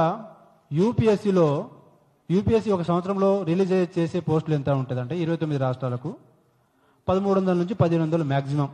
మరి తెలంగాణలో 563 పోస్టులతో ఒక్క రాష్ట్రంలోనే 563 పోస్టులు అంటే సగం రాష్ట్రం అంటే సగం దేశం అని అన్నట్టు అర్థం. మరి దాన్ని ఈ తెలంగాణలో అంత పెద్ద నోటిఫికేషన్ని ఎంత బాధ్యతాయుతంగా ఈ టీజీపీఎస్సీ నిర్వహించాలండి? 2 సార్లు మీరు ఫెయిల్ అయినారు, 3వ సారి మీరు ఫెయిల్ అయినారని చెప్పేసి గౌరవ హైకోర్టు చెప్పిన తర్వాత ఇన్ని అవకతవకలు జరిగినప్పుడు ఇవన్నీ పక్కన పెడితే జెల్ పెన్ ఒక రూల్స్కి వ్యతిరేకంగా కాదా? రెండోది 10 మంది ఎక్స్ట్రా వచ్చినారని చెప్పేసి అంటున్నారు. మానవ తప్పిదం అంటే ఒకటి చేస్తే తప్పు అంటే మానవ తప్పిదం వల్ల మీరు మానవ తప్పిదం చేస్తారు కరెక్టే, మరి కొన్ని లక్షల మంది జీవితాలు ఆగమవుతున్నాయి కదా. 10 మంది ఎక్స్ట్రా కాదు, అసలు మీకు నిజంగా ఆన్సరబిలిటీ ఉంటే ఒక్క మనిషి ఎక్స్ట్రా వచ్చినా కూడా మీరు ఎగ్జామ్ రద్దు చేయాలా? మరి మీరు చేసినారా? మీరు చేయకుండా దాన్ని సమర్థించుకుంటూ రకరకాలుగా మాట్లాడుకుంటూ హేళన చేసుకుంటూ దాన్ని మేము ఏమంటున్నామంటే మరి రిజల్ట్ వచ్చిన తర్వాత ఇమీడియట్గా మీరు రాత్రికి 12:30కు మీరు ఎగ్జామ్ పెట్టాల్సినటువంటి అవసరం, అది మీరు ఆ ఫైనల్ సెలక్షన్ లిస్ట్ని పెట్టాల్సినటువంటి అవసరం లేదు. సో ఈ రకంగా మేము కన్క్లూడ్ చేస్తూ కొన్ని డిమాండ్లతో రాబోయే రోజుల్లో సో అందరూ కూడా కొన్ని స్లోగన్స్తో మేము ఏ రకంగా ఫైట్ చేయబోతున్నాం అనేది మేము నిర్వహిస్తూ ఇది కూర్చోవాలని లేవాలా, మేము కూర్చొని వెనకాల వాళ్ళు నిలబడతారు. రైట్, ఇది కొంచెం పట్టుకుంటారు అమ్మా సిస్టర్ ఇక్కడ అన్నా.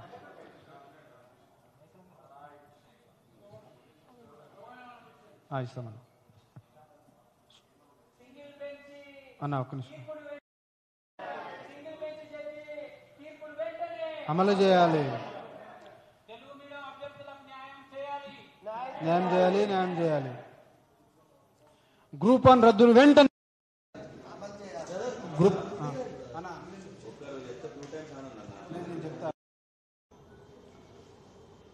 జీవో నంబర్ 29 రద్దు వెంటనే రద్దు చేయాలి. టీజీపీఎస్సీ వద్దు, యూపీఎస్సీ వద్దు. టీజీపీఎస్సీ వద్దు, యూపీఎస్సీ వద్దు. సేవ్ సామాజిక న్యాయం, న్యాయాన్ని వెంటనే బతికించాలి. సామాజిక న్యాయాన్ని వెంటనే. Save Telugu, save Telangana, save Telangana, save Telugu. తెలుగును బ్రతికించు, న్యాయాన్ని బ్రతికించు. యూపీఎస్సీతో గ్రూప్ 1 ఎగ్జామ్ ని నిర్వహించి ఈ గ్రూప్ 1 సామాజిక న్యాయాన్ని బతికించు.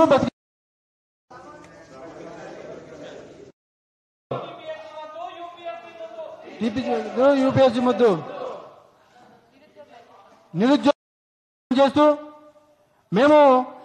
మాకు న్యాయం జరగకపోతే మేము రేపటి నుంచి వివిధ మార్గాల్లో మేము డెమోక్రటిక్ గా మాకు గ్రూప్ 1 అభ్యర్థులకు న్యాయం జరగడం కోసం మేము తెలంగాణలో అలాగే రాహుల్ గాంధీ ఇంటి ముందర కూడా మేము రాబోయే రోజుల్లో మేము భారీ ఎత్తున్నటువంటి స్ట్రీట్ ఫైట్ కావచ్చు, లీగల్ ఫైట్ కావచ్చు, మాకు న్యాయం చివరి వరకు న్యాయం సాధించడం కోసం మేము యొక్క ఎత్తినటువంటి గళాన్ని మేము దించమని చెప్పేసి ఈ యొక్క సందర్భంగా జై తెలంగాణ నినాదంతో ఈ యొక్క ఉద్యమాన్ని ప్రారంభిస్తాం.